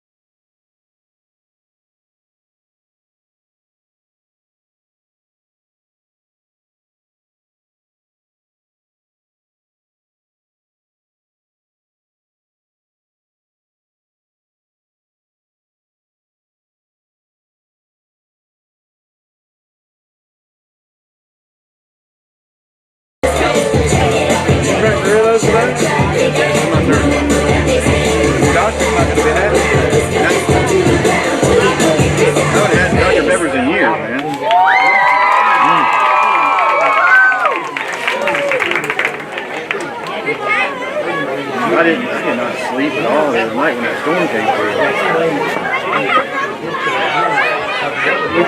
Next up, today, also under the direction of Emily Smith, the 2020 Crenshaw Christian Academy Cougarettes. Regina doesn't know what to do, so they are first grade, Addie Babb, Chloe Hill, Mary Michael Jones. Mark came back on Aubrey last Powell. night. Second grade, Eden Ammons. Dude, you want to see Charlie in Bad. front of my house. That's Ariana Boland. Yeah. Carson Right Klein. there with us. Hay bells. Emma Curry.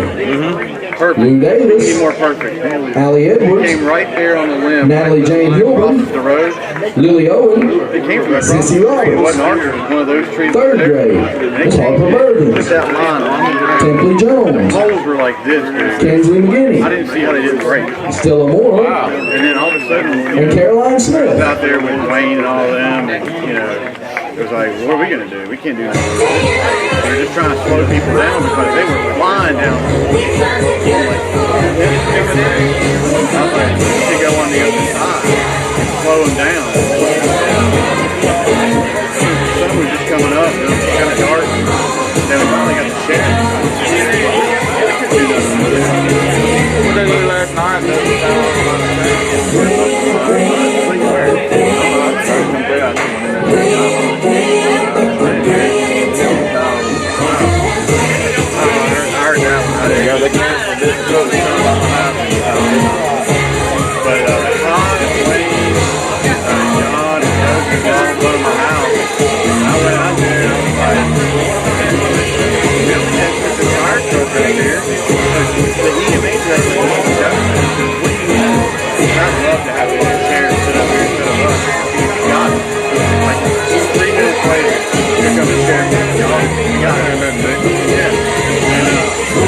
Now we have power thing. And I was like, I'm gonna watch it for that.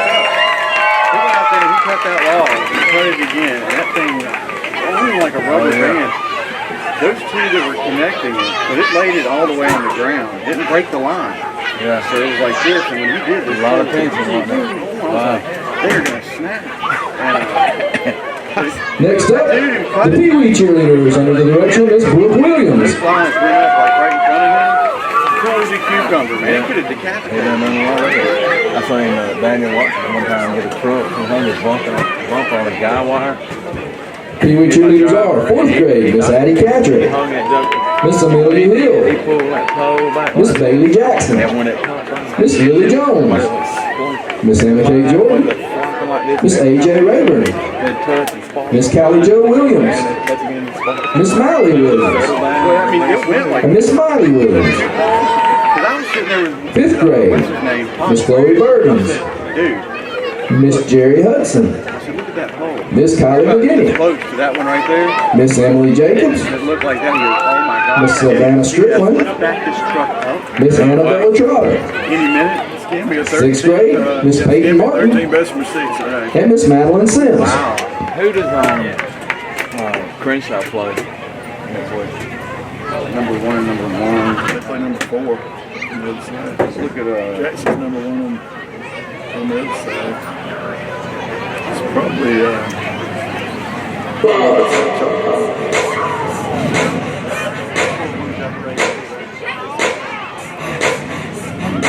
just bring in front of the coach today. Gartman. They got a playoff game this week.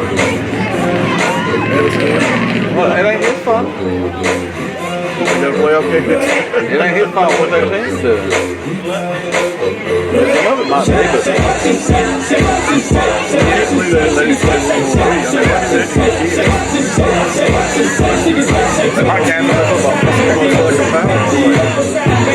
like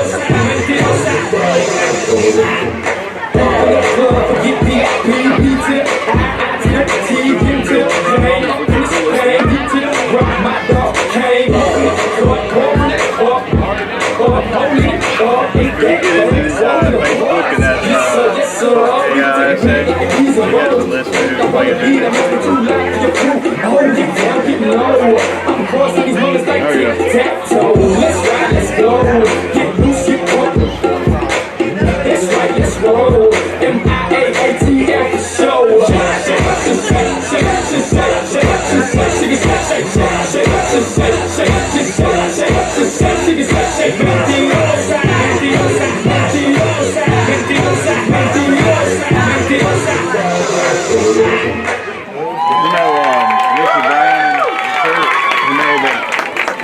Facebook and that guitar. Oh yeah.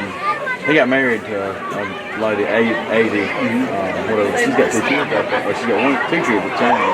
Jack and Sarah Nell. Sarah Nell. So Sarah and that she has an older daughter who's graduating high school. They went and did this photo shoot.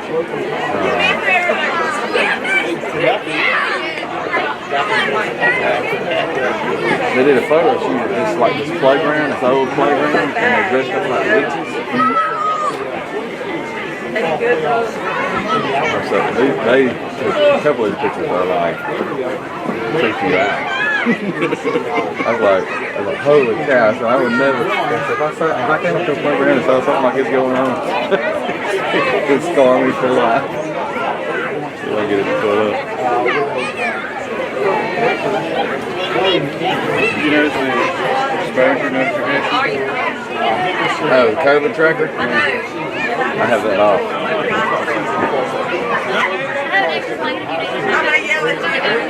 They're off. If you turn them on, they know where you're at anyway. Make a case. Supposed to be behind, and you can make a case for it. Almost has him out of the game. Yeah. It could go either way. Could have been 28 to 8. Yeah, the big thing was that fake. And that fake song, he was big. What's up, man? Zach, the main man. What's going on there, Hoss? Just like we said, you're a genius at work.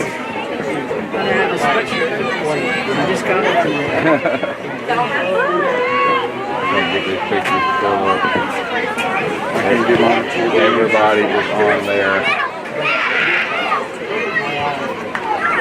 Yeah, it's probably better that you didn't even try to, barely have a signal. It wouldn't have gone out. We've been getting all kind of texts. Yeah, they wouldn't even send out. I mean, they wouldn't even begin to send out. They sent out that picture like Brody Smith from his phone. They got it out one time.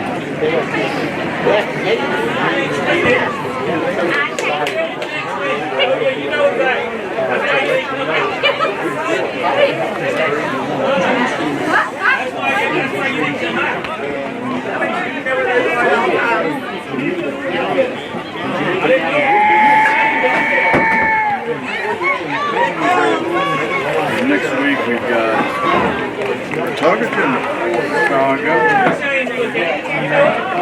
What'd you say the Tonga score was?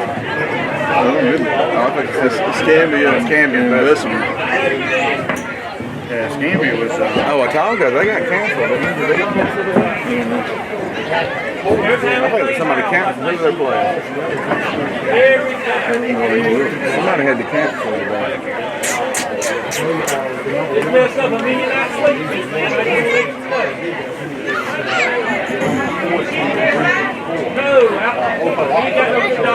Says versus Glenwood.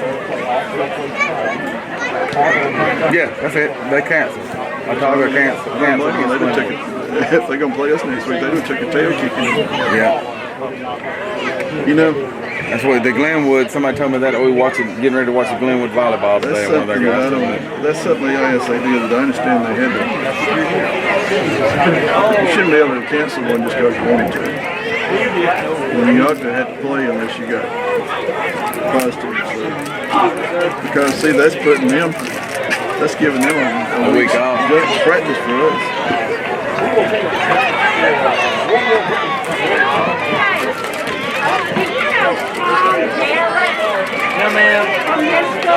We do. He's with you. Yes, he should be on the sideline. Oh my God, is he a coach? Yeah. Yes, ma'am. Oh my God. And our favorite history teacher.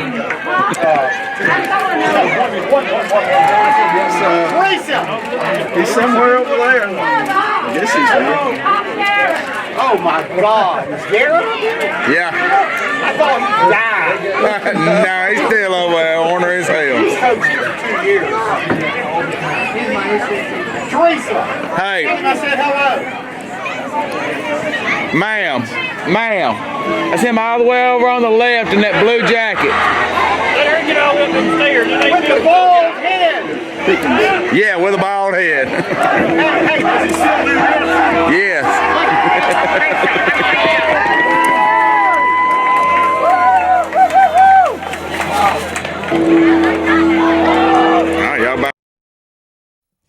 All right, and we are back for the second half. There's about 2.5 minutes remaining until the second half starts. Chambers will receive the ball, having been the beneficiary of winning the toss. Very interesting first half, Chester. You could make a case for Chambers being up between 2 and 3 scores. You could also make a case for Crenshaw being ahead. It's been just an unusual game. The Rebels have been moving the ball up and down the field. They got close through an interception. The last 3 minutes of the first half, it seemed like we played a whole ball game, and that was a wild first half. The game ended. The momentum was all over the place. No one could actually grab the momentum. Yeah, half ended with Crenshaw on the 2-yard line, trying to spike the ball, and the quarterback fell down, and the clock finally ran out. Although the clock did stop when it shouldn't have. Just all kind of stuff. It's hard to remember enough of it to recap the game. I know we started out, Crenshaw had the ball. They drove the ball well, as they've done the entire game. Turned the ball over. Chambers then took the ball down and scored. Crenshaw came back and scored. Chambers came back and scored. Were able to get a punt out of Crenshaw, and then took the ball and scored then. Got another punt. Looked like they were going to take the ball and score. About 3 minutes left in the half, and maybe come out with a 3-score lead. Had 4th down, tried to fake a punt. That didn't work. Crenshaw scored in 2 plays. Chambers then took the ball, drove all the way down to the 15-yard line, threw an interception. Crenshaw got an unsportsmanlike conduct penalty. Started on the 15, and in 2 plays were on the 2. Yeah, and then the clock ran out. So, wow. They really wish they would have kept some of those timeouts in their back pocket. Yeah, they had to call one kind of because of the play clock running out. And I'm like you. I'm sure he wished he had that one back.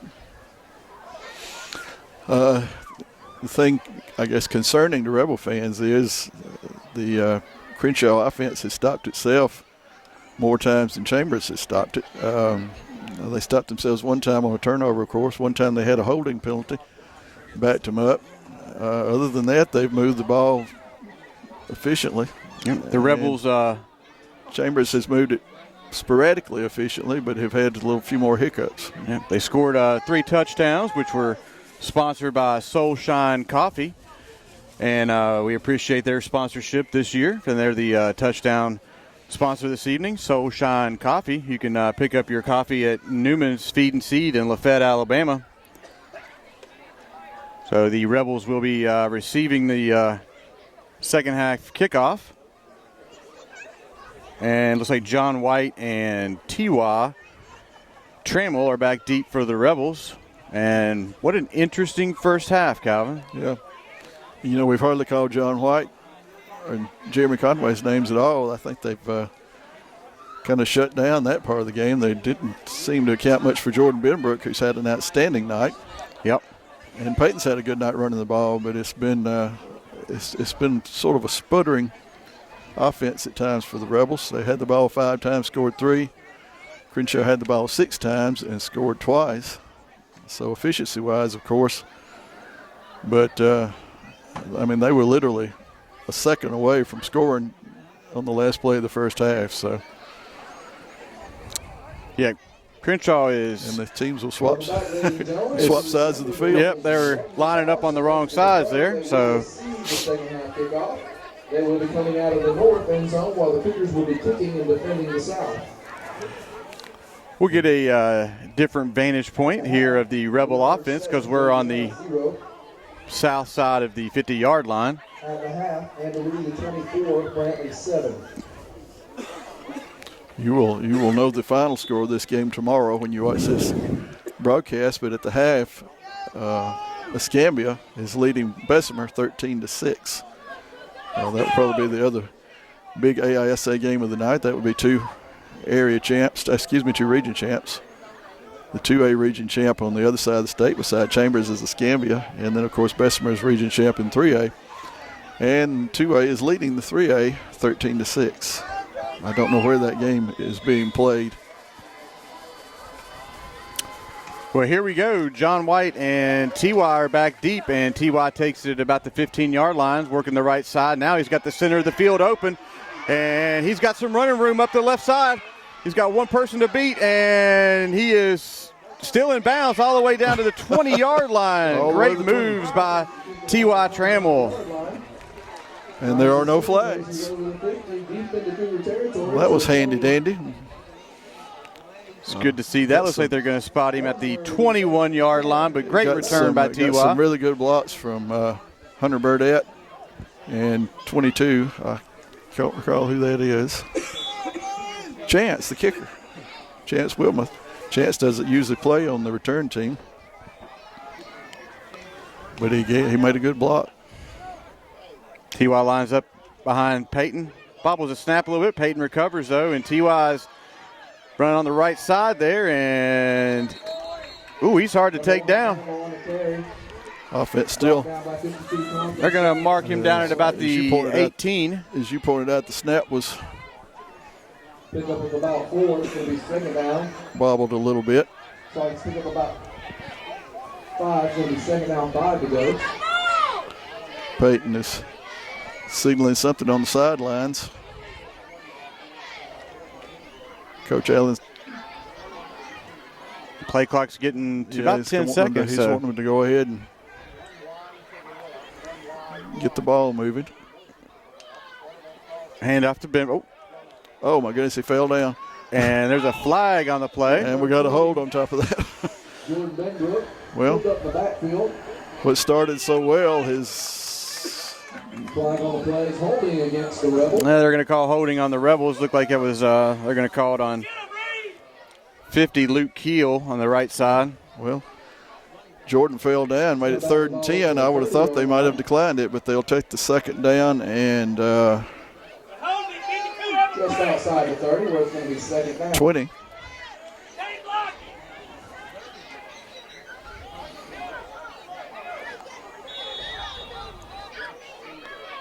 Play 40-second play clock begins, and the Rebels will huddle up. Got basically three plays to get 20 yards. Yep. From the 31-yard line, second down for the Rebels. Benbrook lines up to Peyton's left. Hands off. Jordan just takes it right up the middle. Finding some running room, and he's out down to the 10, 5. 13, Benbrook. And big run by Jordan Benbrook down to the about 5-yard line. That may have, you can tell been why I would not have taken that penalty. Yeah. You can tell Jordan really wanted that one. A lot of emotion out there. I think there would have been a lot more pressure on the offense at 3rd and 10 than there was on 2nd and 20. Yep. And it's 1st and goal somewhere around the 4, it looks like.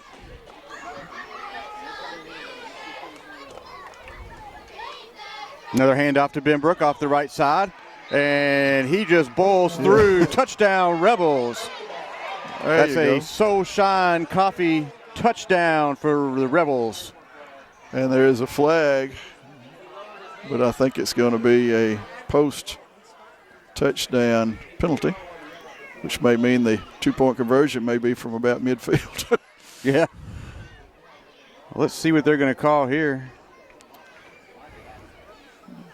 Unsportsmanlike against Chambers.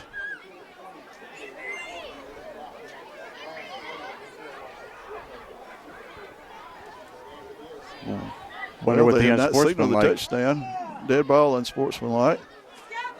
But there should be a touchdown. The scoreboard operator here does not put the points up until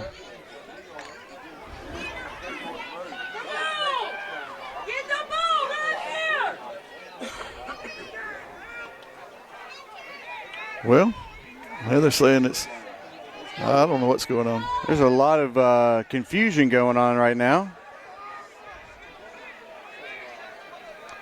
So I don't know if this is a 2-point conversion or if it's a. Well, it's a 2-point because they've taken the markers off the side over there.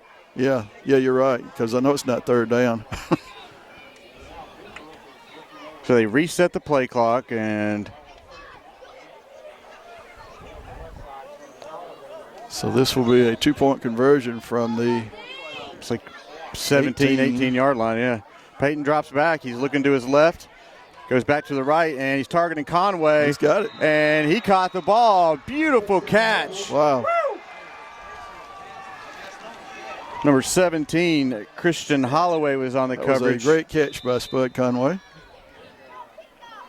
And now he's. And the clock was still rolling. So they're going to have to put that back at 10 minutes and 4 seconds. Yeah. Those are untimed downs. All right, so it's 28-15, which is exactly how Chambers would have wanted it to have started. So they are signaling back up to the clock operator to add the time back on there. So the Rebels are up 28-15.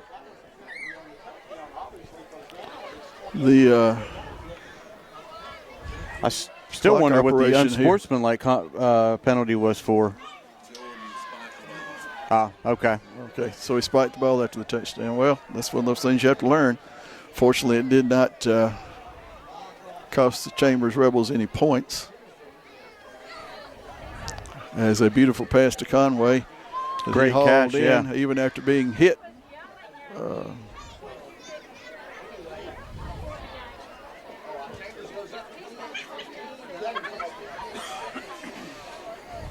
Well, I think they've gotten everything straightened out now. Yeah, that they're going to even though give the 2-point was attempted with 10 minutes and 4 seconds left.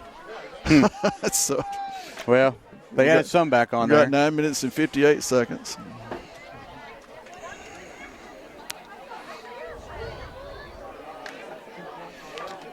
And ultimately, this is Chambers' biggest lead of the ballgame because we were up 12 earlier. So we're going to do this with 9:58 left to go here in the third. Wilmoth with the kick and bounces up to about the 15-yard line where it's taken by the Cougars. And they bring it out to the 31-yard line, tackled by 30, Tarver. And Wilmoth. Cade Tarver. Wilmoth's been nursing a little bit of a knee injury, and he had not been playing on the return team. Well, the Cougars take over on the 33-yard line with 9:53 left to go here in the third quarter. Down by 13, 28-15. Rebels had 12 men, but T.Y. got off the field in time. Tony drops back, and he's looking for number 17. That was a great play. Good coverage by Gavin Kite on the coverage. That was a great defensive play by Gavin. Crab wanted interference, but looked to me like it was pretty well timed. Yeah, it was.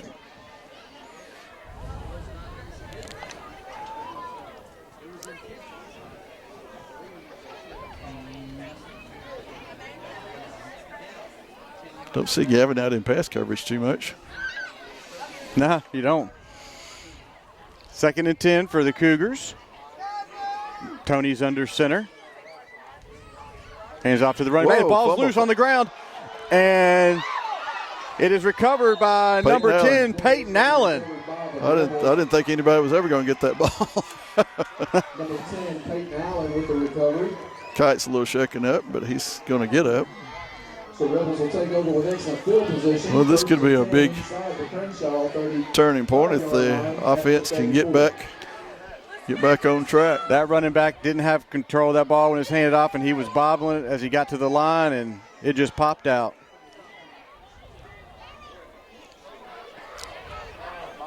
And the Cougars had a chance to recover there, but just couldn't get on top of it. Yeah, they had 2 people get a hand on it, and we had 2 or 3 get a hand on it. Yep. Peyton, when he finally got it, pulled it to his body.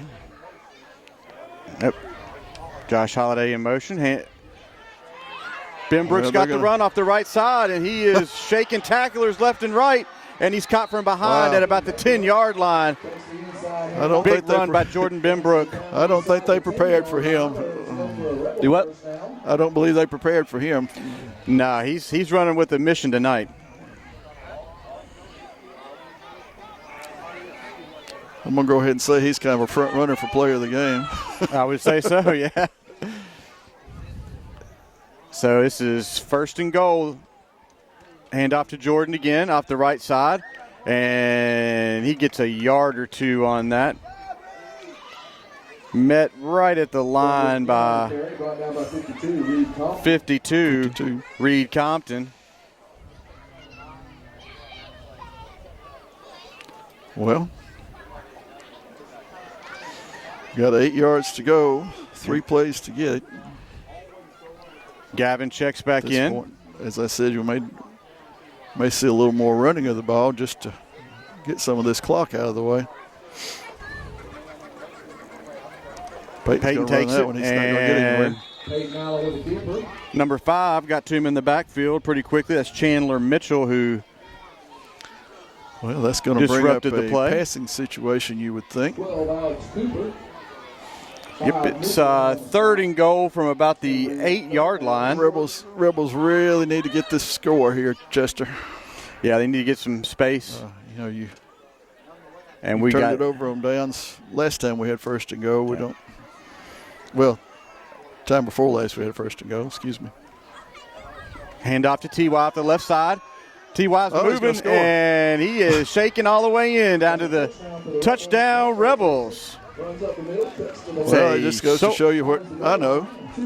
Guess it wasn't a passing situation. You got the weapons like the Rebels do in the backfield. Yeah. Sometimes it's better just to hand off. But that's a Soul Shine Coffee touchdown with 7 minutes and 55 seconds left to go here in the 3rd quarter. The Rebels are distancing themselves from the Cougars. 2-point here, if it's successful, we put them up by 21. Play clock's at 10.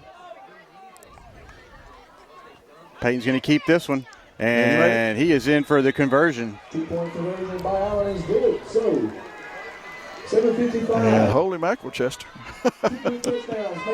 We talked about getting that separation at halftime, and they are starting to do that here this evening.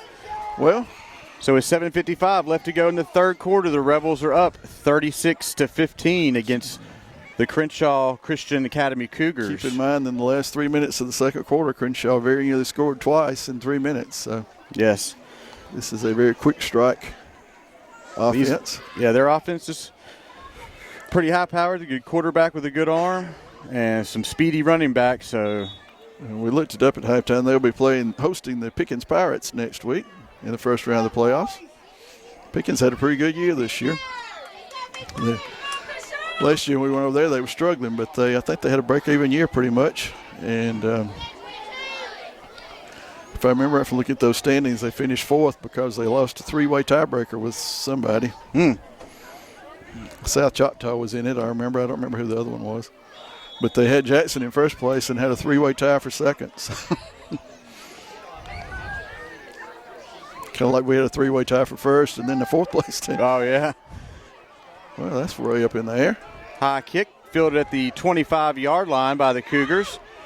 And that's the quarterback, Tony, looking for some running room, and he is angled out of bounds by number 22, Chance Wilmoth. Well, And they will start at the 45. you never like for your kicker to be involved in the tackle, but kick coverage tonight is pretty good on the first few kickoffs. It's been a little less effective.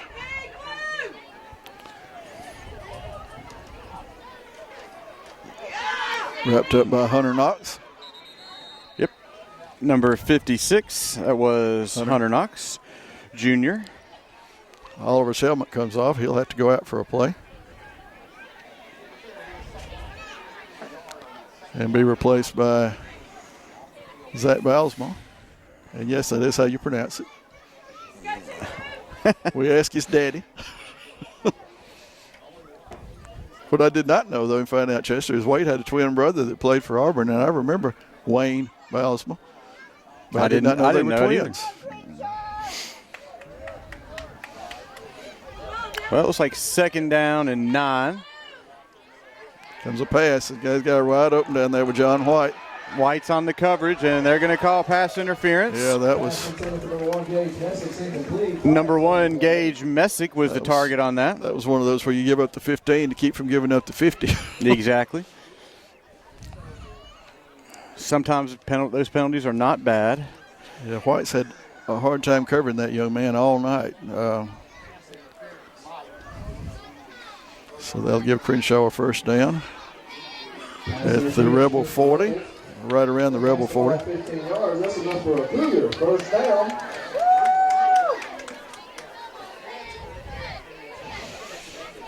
And we have just barely used a minute. So we've talked about this quick strike Crenshaw offense. Both these teams are scoring in the average in the high 30s on the year. Tony's under center. Looks to his right, looking for number 7. And it's off his fingertips. Pass is incomplete. It's going to bring up second down. That kid's been open a lot tonight, too. That was number 7, Daniel Trainum. Cover number 1, cover number 7. You might could shut them down. Something tells me they'd find somebody else at that point. 7 comes out for 22. Yeah, that's Hewitt checking in.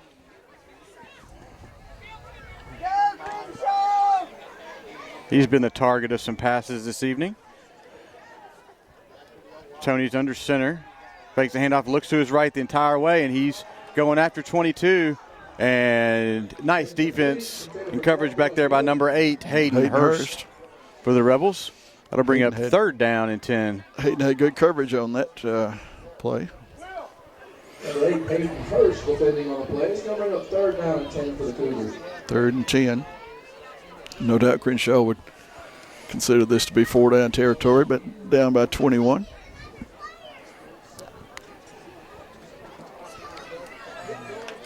Yep, they have 2 downs to get this. You would imagine they would go for any 4th down. Tony corrals that got no time to go for all snap, and he's got plenty of time back there. Picked off by number 8, Hayden Hurst. We got a flag. But we got a flag on the play. Maybe a hold. It could be a hold that resulted in the interception. That's going to generate a first down. You almost figure like something like that had to happen because there was nobody there but Hurst. So somebody held up the receiver, and so that'll be a first down by penalty.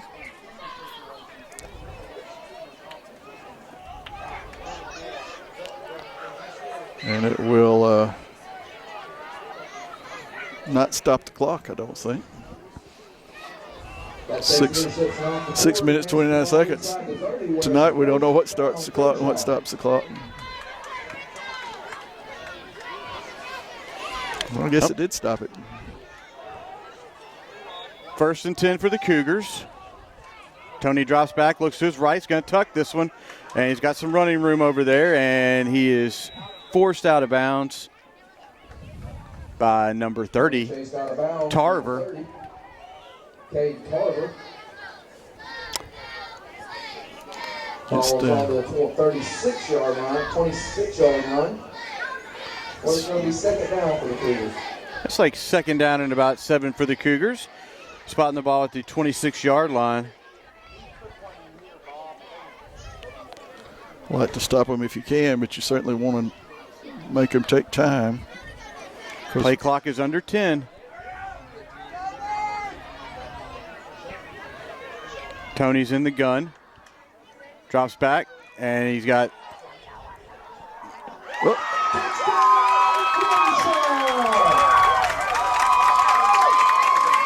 Tell you, some of these routes these kids run, they just got our defense all crossed up. Yep, that was number 22, Hewitt, on the reception for the Cougars. And that took a minute and 30 seconds.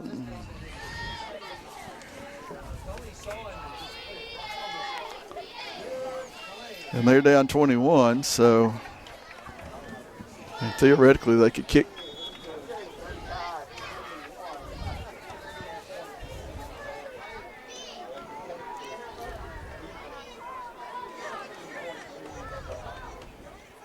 High snap, but it's brought down by the holder, and the kick is up, and it is good. Well, it's back down to 14. 6:18 to go in the third. Crenshaw, 22.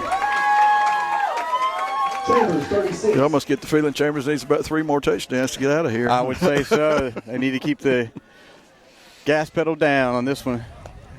So 6:18 left to go here in the third. Rebels are up 36-22 against the Cougars. Probably a little too early for an onside kick, but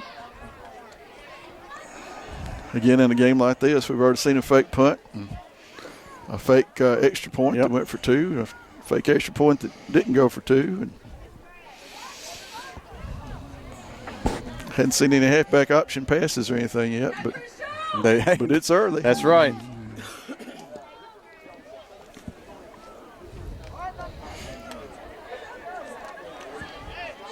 So that was a 1, 2, 3, 4, 5 play drive. That was another line drive kick down to TY, and he has brought it out past the 40. And he is stopped about the 41-yard line. They're going to give him forward progression. Brought down by a whole host of Cougars. Finished off by number 4, Logan Owens. Rebels will have it 1st and 10 at their own 41-yard line. Well, the running tonight for the Rebels has been strong. I mean, they're taking hits and still standing up, and it's taken 2-3 Cougars to bring down a Rebel. Yeah, you still got to mix some passing in there to keep them. Yep, without keep them on flooding their the toes, line. but you sure don't want to have a 1-minute drive here and give it right back to them. Yep. Unless you give it back to them with another touchdown on the board. Hand off to Benbrook off the right side. He cuts it upfield, and he's got some running room, and he is pushed out of bounds. Took out the chain crew. Can't see where they. And another 50-yard line mark for Dr. Crowder. It's gonna be. Well, they're moving the chains, so I guess they got first down. Rebels. I guess they got 10.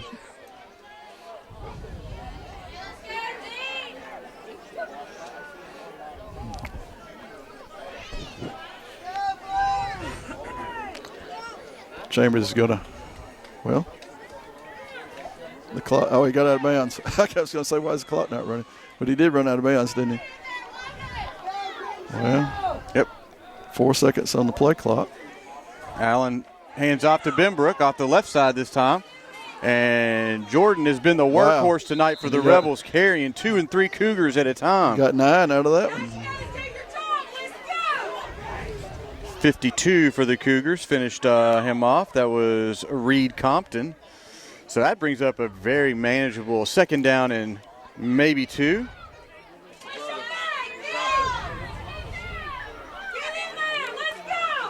All right.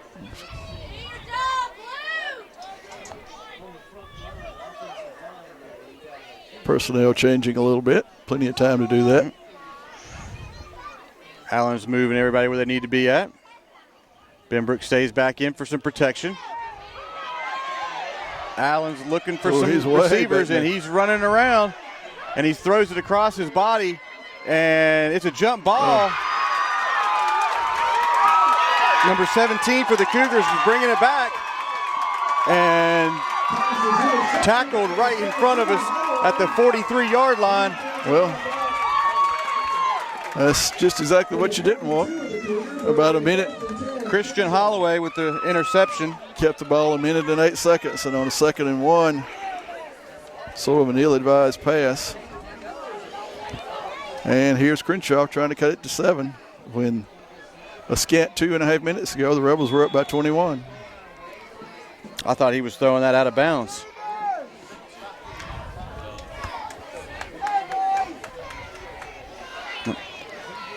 Tony leads the offense on the field for the Cougars under center. Quick handoff to 17, tackled by Jacob Oliver, number 63, right at the line. They're going to mark him up for about a 2-yard gain on that. 2nd down and 8. Each team now with 2 turnovers. Chambers converted both of the Crenshaw turnovers to touchdowns. Crenshaw did not convert the one Chambers turnover they got in the first half. We'll see how they do here.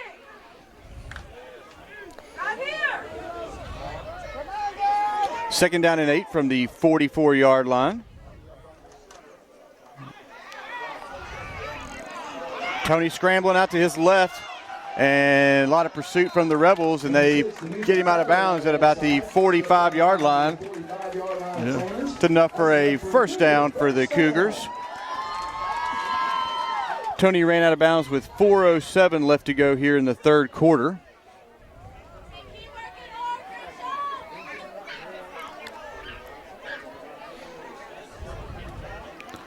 Well, and now the clock's running, Chester.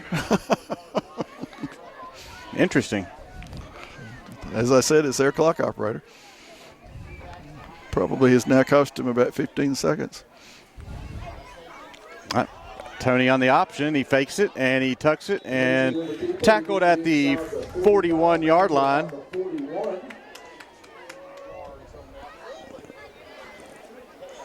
It's going to bring up second down and about 7.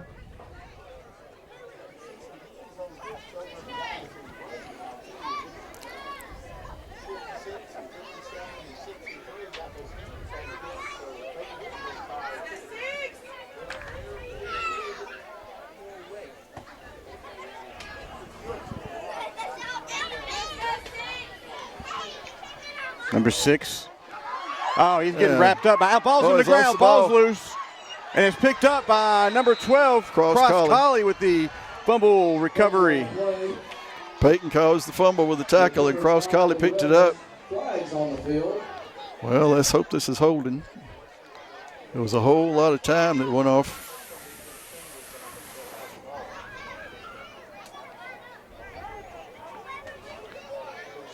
Always makes you nervous when they get in the middle of the field and talk. Yeah, it does. Well, the defensive players are leaving the field, so whatever it is, it's going to be Chambers ball, even if it's post-possession.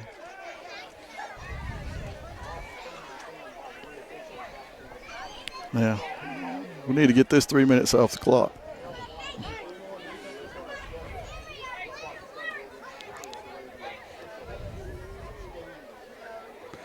Well, let's see what the official call is here.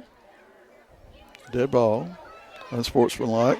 Against Chambers. It's going to be called against the Rebels. You know, you hate that after 10 weeks. That kind of stuff drives coaches crazy. Was that excessive celebration or something? I don't know what it was. No. But at least it's 1st and 10, not Yes. 1st and 25. And the And Rebel Chambers defense ball. comes up huge. Yeah, that's 2 turnovers that Crenshaw has not been able to cash in. With 2:59 left to go here in the third, the Rebels have the ball at the 29-yard line.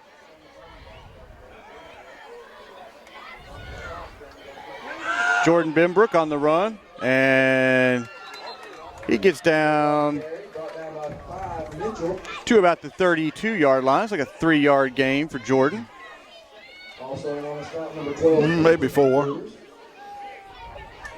I think they maybe gave him 4 yards on that. Yeah, it's going to be 2nd and 6. Second down, 7 to go. Well, he says 7, but I think it's 6.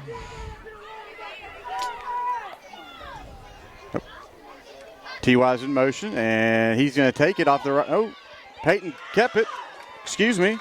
And he pushes forward to about the 35, 36-yard line. It's going to be a third about 4. This is a big situation here. Yeah, the Rebels need to convert this third down. And we could exhaust the third quarter if we get the 4 yards here. Under 2 minutes left to go here in the third. Got about 2 guesses who's going to get it. Quick handoff to Ben Brooks, following his blockers, and he's got enough for a Rebel first down. And it's kind of reaching the point with Jordan, Chester, that you're going to run him till they stop him. Oh, yeah, I'd be handing that off to him until they slowed him down. He's had a whale of a game tonight. They got fall break next week, so he'll have plenty of time to sleep late. He does look a little tired, though. You don't want to get him out there and certainly don't want to get him hurt, but you don't want to put him in a situation where he makes a turnover.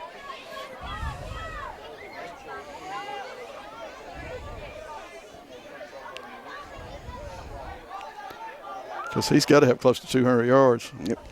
Peyton going to tuck this one, and he goes down the sideline, and he dives forward. I think I heard a whistle blow.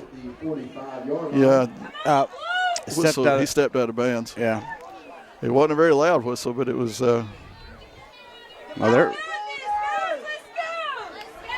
walking back and forth, so I'm not too sure where they're going to spot this at. And the line judge over there comes to the middle. He would be the one that knew whether it went out of bounds or not.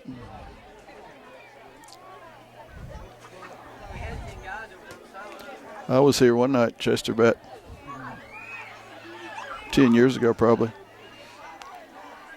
Young man stepped out of bounds and left a footprint and ran it in for a touchdown. And one of our assistants pointed out to the official where his footprint was, and they threw the coach out of the game. Well, they're just trying to help. Yeah, well, these guys are still discussing this one.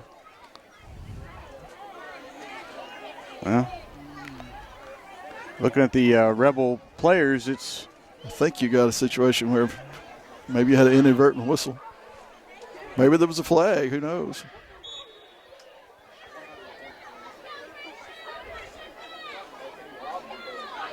What was that? I think that. Are they replaying the down? I think he had an inadvertent whistle. Well, 59 seconds left to go here in the third. At least they didn't put the time back on the clock.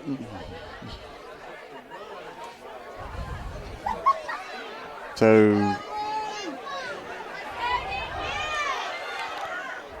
Peyton's going to take this one to the left side of the line and stiff arms of we'll run that play Crenshaw, again. and he's going down to 20, to 10, to 5. Touchdown, Rebels. It's a Soul Shine Coffee touchdown. With 35 seconds left to go in the third, I don't see any flags out there. And we're thankful for that inadvertent whistle. We think. Well, let's check everything. I don't see anything. The biggest enemy in this game is the clock at this point. Big run by Peyton Allen off the left side of the line. Yeah, he ran it right, and I think they thought he was going to run it right again, and he cut right at the last to the left and found a seam. And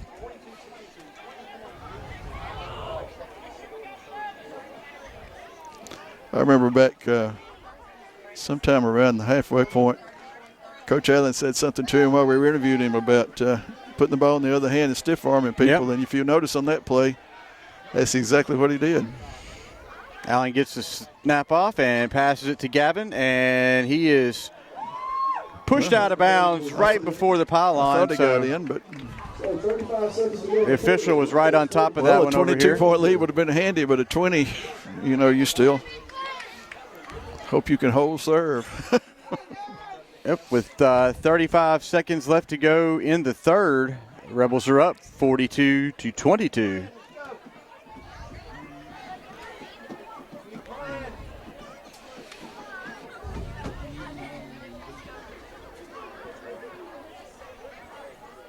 This has been an interesting game all around. I mean,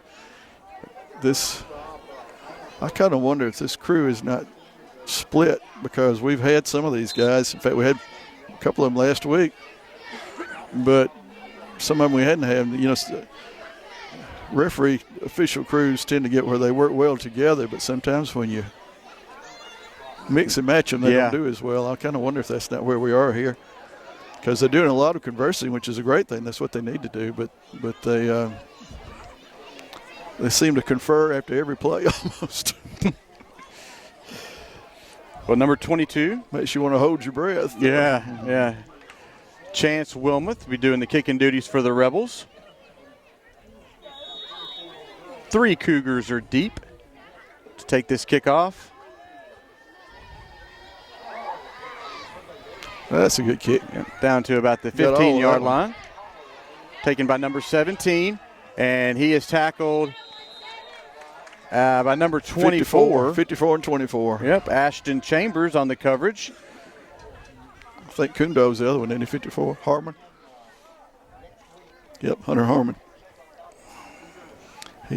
Hunter's a real headhunter on the on the coverage team. Up 28 seconds left to go here in the third. Yeah, let's see if we can get to the fourth quarter with a 20-point lead. Tony's under center, hands off. A different quarterback. The right side of the line, and the Rebel defense bottles him up after a maybe yard gain. Led in there by 57 and 56. Kind of wonder with a different quarterback. Hunter Knox and Braden Monkus. If they're not saying, hey, we got a playoff game next week, let's rest number 6 for the fourth quarter. Possibly. And after 3, a really good quarter for the Rebels. 22 points against 7 for the Cougars. And the Rebels have opened up a 20-point lead. Chambers 42, Crenshaw 22.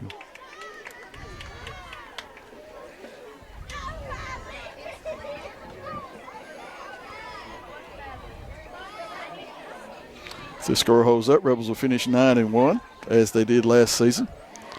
And will own a 6th win in a row over the Cougars, bringing the series record to 10 for Chambers, 13 for Crenshaw. This is a rivalry that really didn't exist for a long time, even though both of these schools are about the same age, but it just seemed to play different people. And starting in the late 90s, it seemed like we played them right often. Another notable game in this series, Chester in 1998. Crenshaw came to Torbert Field in the semifinals of the playoffs, won 7-6. You don't remember very many Chambers games with 7-6? I was at that game. Each team scored the first time they had the ball. Chambers' extra point was no good, of course. It's 7-6. The entire rest of the game was played, it seemed like, on their side of the 50-yard line, and we could never score. We had one touchdown call back. I think Josh Keebler scored, if I remember right. But it was one of those games where you just, no matter what you did, and you felt like until the end of the game. Pass broken up by number 10, Peyton Allen. And Logan Owens is in at quarterback. You felt like to the end of the game we were going to win it. And the next week, Crenshaw won the state championship by 30 points. So that was the de facto state championship game, and it was at Torbert Field. That was a good team. That 98 team was one of my favorite teams. They could score from anywhere on the field, kind of like this team. Although, oddly enough, that night they had one touchdown. Coach Allen's going to get me for talking about these losses, but sometimes the losses are benchmarks as well.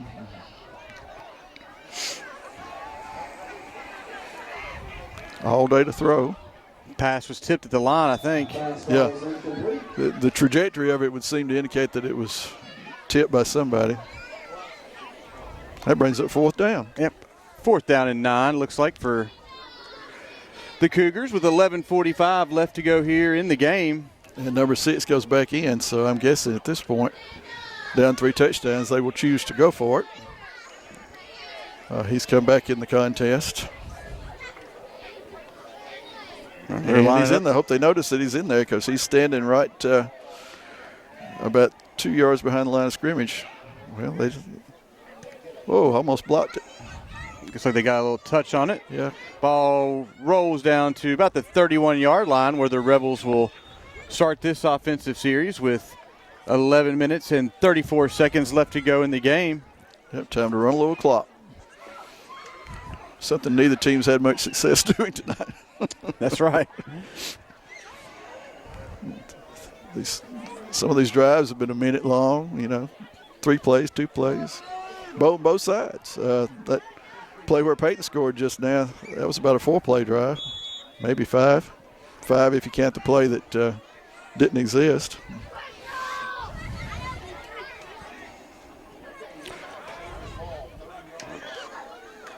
Peyton's going to take this one off the left side, and he is tackled right at the line of scrimmage by Brought down by number 4, Logan Owens. Number 4, Logan Owens. He was just in there at quarterback for the Cougars.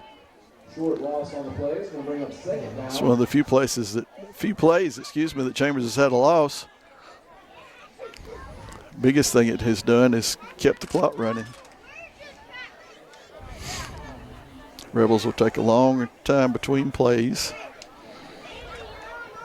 Hand off to Jordan off the left side, and that's going to be another Cougars loss. read that one quickly. 13 Benbrook on the carry. And he may be about out of gas. Yeah. It's the Owens brothers with a stop. It's about a 3-yard loss. So it's third down and Going to bring up third down. about 14. Yeah. If Chambers does not pick up this first down, the clock will be below 10 minutes when they punt.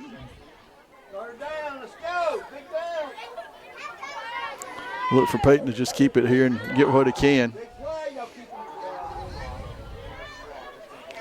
They're not going to do anything to stop the clock, I don't think. Whoa. Benbrook takes his direct snap, and he's got some running room if he can break for another tackle. And he is finding a way to make some yards out of this one. He's down across midfield, down inside to the 40, tackle down at the 31-yard line. Huge run by Jordan Benbrook. Chester's right. He literally took that snap directly and took off with it. Wow. He said, guys, this play's on me. I'll take care of this. Oh, my goodness. I'm sure he's over 200 yards. You kind of wonder. Yeah. You kind of wonder where he is exactly. I wish I knew. But he's got to be over 200.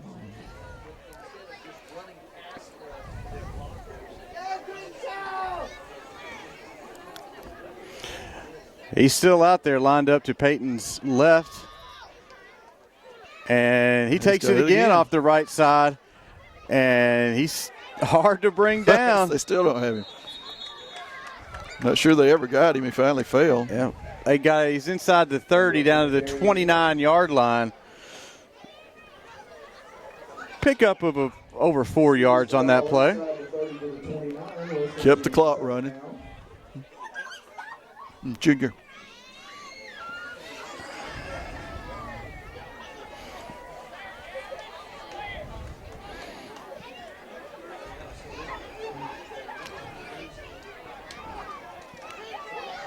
Peyton takes it that time. Right up the middle, and he's working his way free. Nice block. He's going to score, too, I believe. And touchdown, Rebels. Got a flag. We have a flag on the field. Yep, about the 22. You know, Peyton's speed, well, that was coming back. Peyton's speed is something that you don't take into account a whole lot because a lot of what he's doing is just advancing the chains. But when he gets out in the open field, he's got some jets, yeah. Yeah. Very deceiving. Well, that will come back. What was it they used to say about Terry Bradshaw? He's got deceiving speed. He's slower than he looks. Yeah. Peyton is not slower than he looks. Nah. But Terry Bradshaw had deceptive speed. Well, after the penalty is marked off, they're going to be back at the 39-yard line. And it's 2nd and 11. I mean, you know, it was 2nd and 1, so there again, that penalty did not hurt, and it did not stop the clock. And so it's all good at this point. We've got 8.5 minutes left. Benbrook lines up to Peyton's right. The ball. Another handoff to Jordan right up the middle, and he works himself down to about the right at the 30-yard line. Brought down by 52. It's going to be 3rd and 7 or so, maybe 8. Benbrook gets back to the 30-yard line. It's going to be 3rd down. Sure looked like he got more than 3 yards. He has been the workhorse tonight for the Rebels, that's for sure. Well, you know, the clock is definitely now the Rebels' ally as we're approaching 7 minutes with a 3-touchdown lead. Peyton's going to take this one off the right side, and he is forced out of bounds at about the 32. Well, I would have had a rather he hadn't run out of bounds. went out of bounds and stopped the clock with 7:24 left to go here in the game. Loss of a couple on the play. It's going to bring up 4th down. So it's 4th and 9. I mean, I guess you could punt here and try to pin them deep. Or give it to Benbrook and see what happens. I would probably bet on the latter. Or throw it. Try to catch everybody off guard. Yep. See if you can find John White down there. Or Holiday's way over there on the side, who was uncovered for a moment. But now number 6, who's the quarterback that came out of the game, is back in on defense. And Chambers takes a timeout. Flags. Nope, timeout. Rebels. Whatever the head called, Peyton decided it wasn't going to work. Yep. Well, the play clock got down to 0, so I don't know if he could. That'll do it too. Yep. So with 7 minutes and 24 seconds left to go in the game, the Rebels are up 42-22 here at Crenshaw Christian Academy in beautiful Laverne, Alabama. Friendliest city in Alabama. So says the signage. Home of the Boiled Peanut Festival. County seat of Crenshaw County. I don't know who Laverne was. I don't She either. was Mrs. Crenshaw. I remember years ago driving through here, and that was about it. And if folks are wondering, we're just about, 35 minutes, 40 minutes south of Montgomery? Yeah. The way Chester and I came, who knows? Yeah. We found some roads that weren't even on maps. Yeah. We literally went down one road and never saw a car. and we went by a house, and I said, Chester, reckon what that guy thought when we drove by. He was telling everybody we were coming. Then we saw a pontoon boat with Santa Claus. Yeah, it was about a 7-mile road. Never saw a car. Yeah, that's right. Went by a yard with a pontoon boat in it with Santa Claus.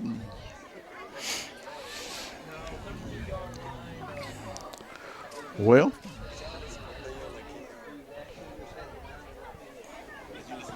so yeah, we want to thank Phil and Kim Slay for doing our volleyball broadcast and congratulate the Lady Rebel volleyball team on finishing second AISA Class 2A this year. Benbrook off the left side looking for some running room over there, and Don't believe he quite got there. Pushed out of bounds at about the, I can't quite tell where he's at, the 26. He didn't quite get there. But anyway, it was good to have Phil and Kim. Yeah, thank you very much. Good to have volleyball experts on the volleyball broadcast. Dave was able to find some volleyball experts. They did a wonderful job. As soon as he finds some football experts, then he'll have a good football broadcast team. That's exactly what I was thinking. And he's still looking. So we're just actually substitutes. So I think he's doing interviews this weekend. So yeah, I saw where one of the game day crew was not going to be there. You think they're. It's kind of like when your preacher goes on vacation and the game day crew is not going to be on there this weekend. Maybe he's. Well, six is back in there at quarterback. Yeah. Kind of surprised to see that. I actually thought when he pulled him on the last series, I kind of thought that was probably it. I did too, but that makes you wonder. He is a senior though, so probably get as many reps as he can. Well, and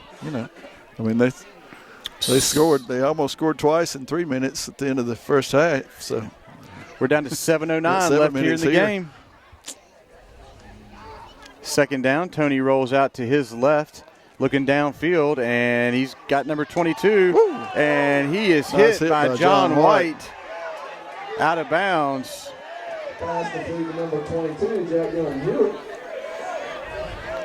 John White will be a first down. With the tackle to number 22. Tackle by White.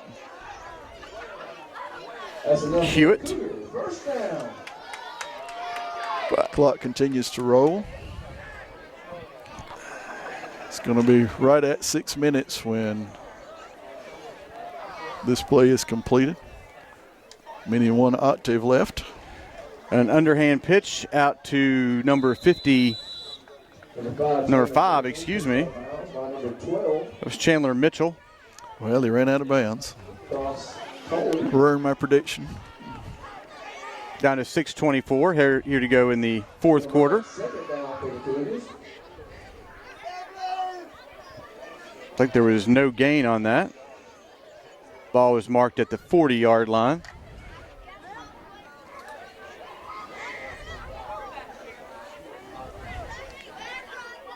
Tony goes under center. Handoff the right side, and he is caught by number 8. That was probably Hayden a Hurst. touchdown saving tackle by Hayden Hurst. He would have. Yep, Hayden saved that one right there. Yeah, he had the speed and had the angle and everything, and Hayden just kind of nabbed him. It's actually third down, and now we'll go under 6 minutes. Third down and 1. They'll have to get to the 50 for a first down. This has been more of, it's like the John Crowder Bowl. Been on the 50 several times tonight. Yes, it has. Tony rolls out to his left, and he is met by Jarquez Banks. And past the 50. Tony runs out on the left side. He gets it over the 50 to the 45.5-yard line. That's enough for a Cougar. First down. Clock will continue to run. Dean Shetfield and was in there on that tackle after Jarquez had the initial contact. $15, Zach Baalsma. I'm going to get it right. Just waiting for the guys to tell me up here. Quick handoff to number 17 across the right side. They're going to spot him down just inside the 40, 39.5-yard line. About 4 to go for the Cougars.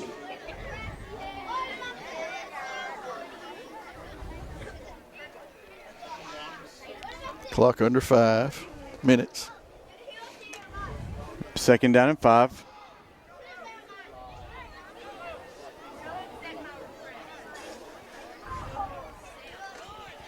Cougars are in that I formation, and handoff given to. Didn't quite get there. Got about 2, 3. Number 17, Holloway on the carry.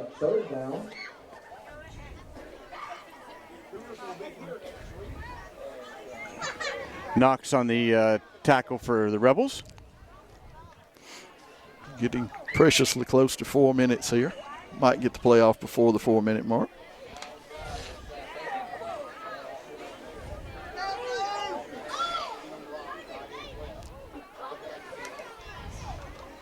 Oh, his own man Holloway on the almost got carry it. again, and he's got enough for a Cougar first down.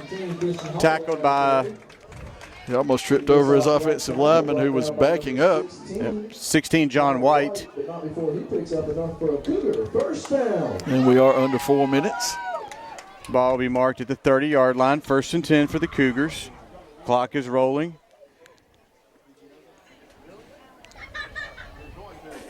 With 3:45 left to go in the game. Rebels are up by 20.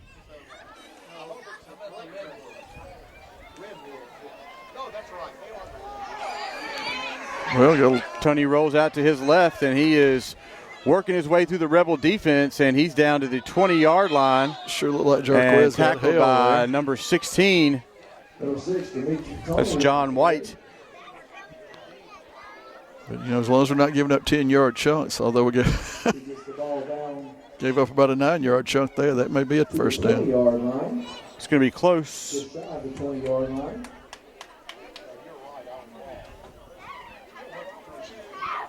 But it's going to be second and inches.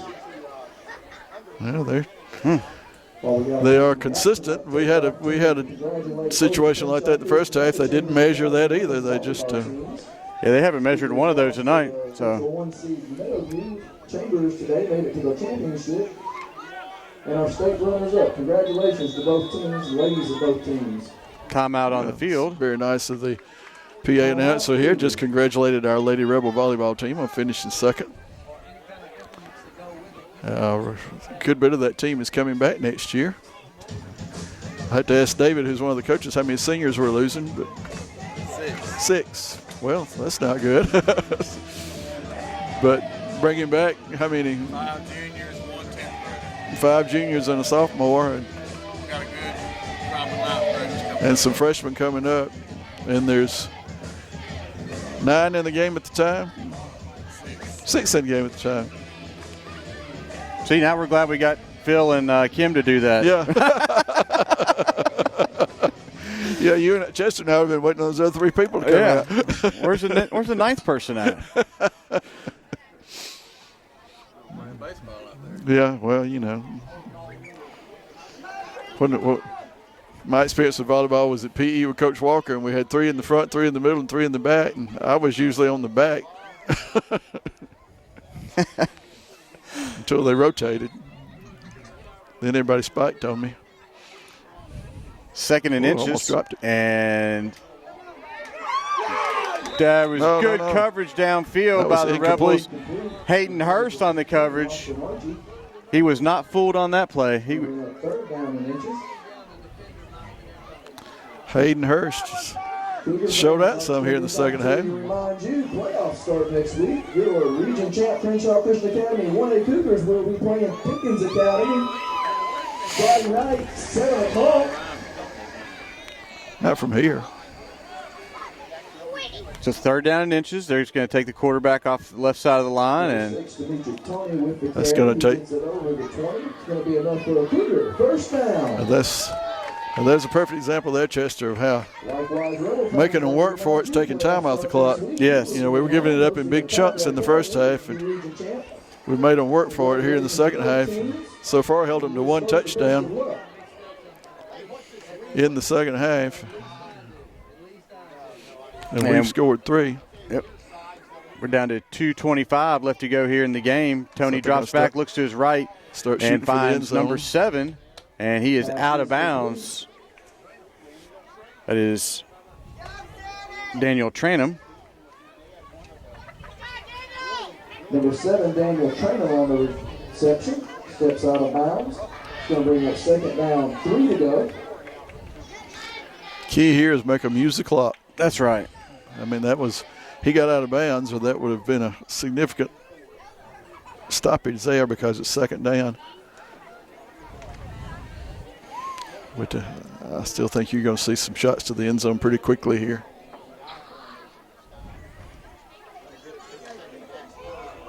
Ooh, tackled right at the line by 56. That's Hunter Knox. See, that brings up 3rd down. Yep. And the clock continues to run. We're under 2 minutes now.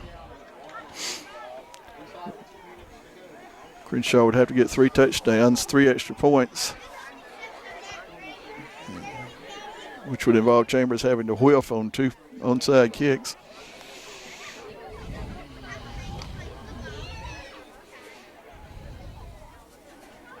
We're down to 1:37 left to go in the game. Tony hands off to Holloway off the right side, and he's tackled by Dean Sheffield, number 55. See, they had to go for the 1st down there, so that's going to hit them. That's going to hit them for 30 seconds. It's 1st and goal.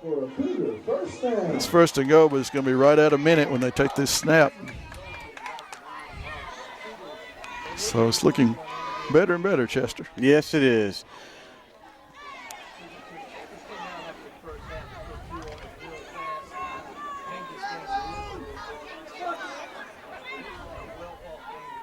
We're under 1 minute left to go, and Tony is caught in the backfield by number 14. That's going to be an intentional grounding. Yep, that's Hunter Burdett. Whistle didn't blow immediately, and Jake Higgins picked it up, thinking he might have a chance to have our play of the game. Yeah. But that will be an intentional grounding. I don't think there's a runoff in high school football, so it'll be a loss of down. And I apologize, I did not see who got in there so quickly. I think it was Colley. That was Hunter Burdett. Okay, well, let's go with Hunter Burdett. Intentional grounding to call against the Cougars. That would be a loss of down and assessing the yards as well. It's going to be a loss of down. Back the ball up. 1st and goal from the 20. And we are 49 seconds away from getting out 91. of Crenshaw Academy here with a win. Rebels are up 42-22.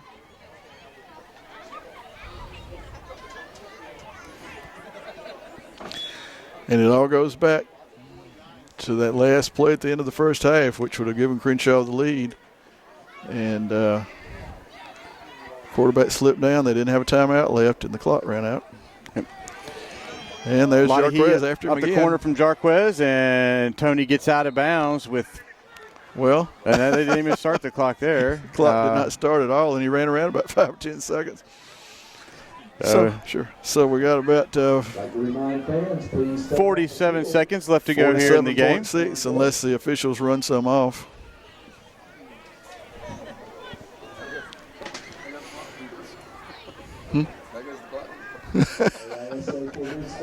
Surely they'll have somebody in there.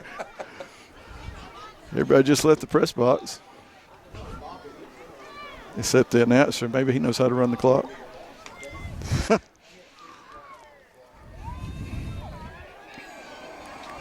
The officials are conversing again about something. I think they may take a little time off here because he ran around a good 10 to 12 seconds.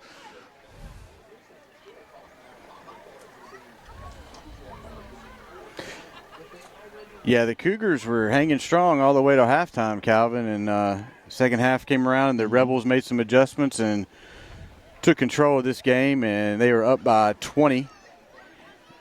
It's going to be third down and goal. And I guess that's where we're going to settle. 42, are they going to take off 5 seconds? So that's probably fair. Yeah. Because 2 or 3 ran off. Oh, second and goal. Third. Oh, third, sorry. Tony drops back, looking to his left, and pass falls incomplete. Target was number 1, Messick. Fourth and goal, Chester. This is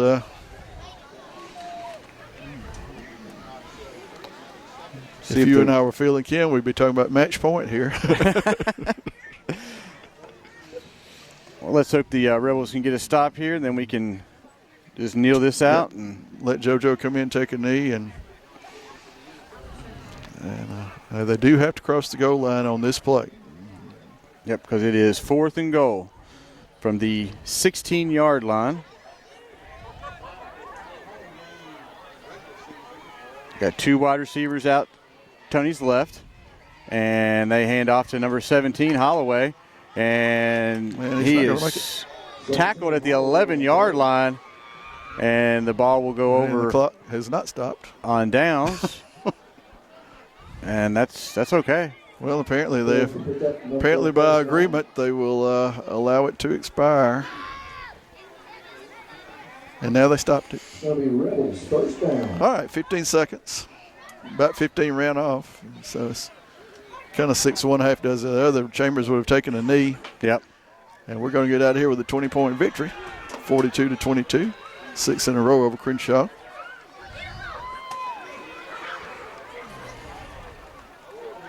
I would like to thank all the Rebel fans that came down to Laverne. They've always a great showing across the field. We appreciate your understanding of the weather situation that prevented a live broadcast, but we hope you're enjoying this replay. And the victory formation is complete. And here we go. Chambers 42, Crenshaw 22.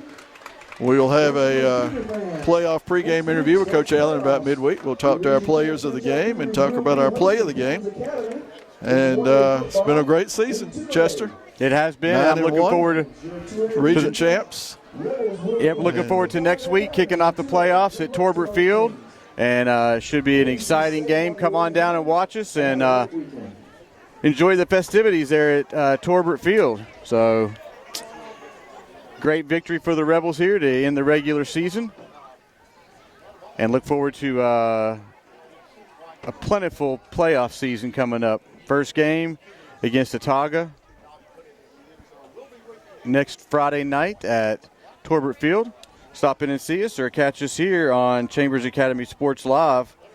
And we will catch you guys midweek with the plays of the game, defensive and offensive players of the game, and a little sneak peek of what's coming up on Friday night. And the other game that would impact Chambers will be between Patrician and Edgewood. So if Chambers wins against Sataga, they play the winner of Patrician and Edgewood. That would likewise be at Torbert Field. So either chance to avenge the only loss of the year or be a chance to avenge what turned out to be a pretty controversial loss in a state championship game in 2017. So great night. Great night to come over here. It's a perfect night for football. Great performances all the way around by the offense and good performance by the defense in the second half to hold a pretty powerful Crenshaw offense to one touchdown.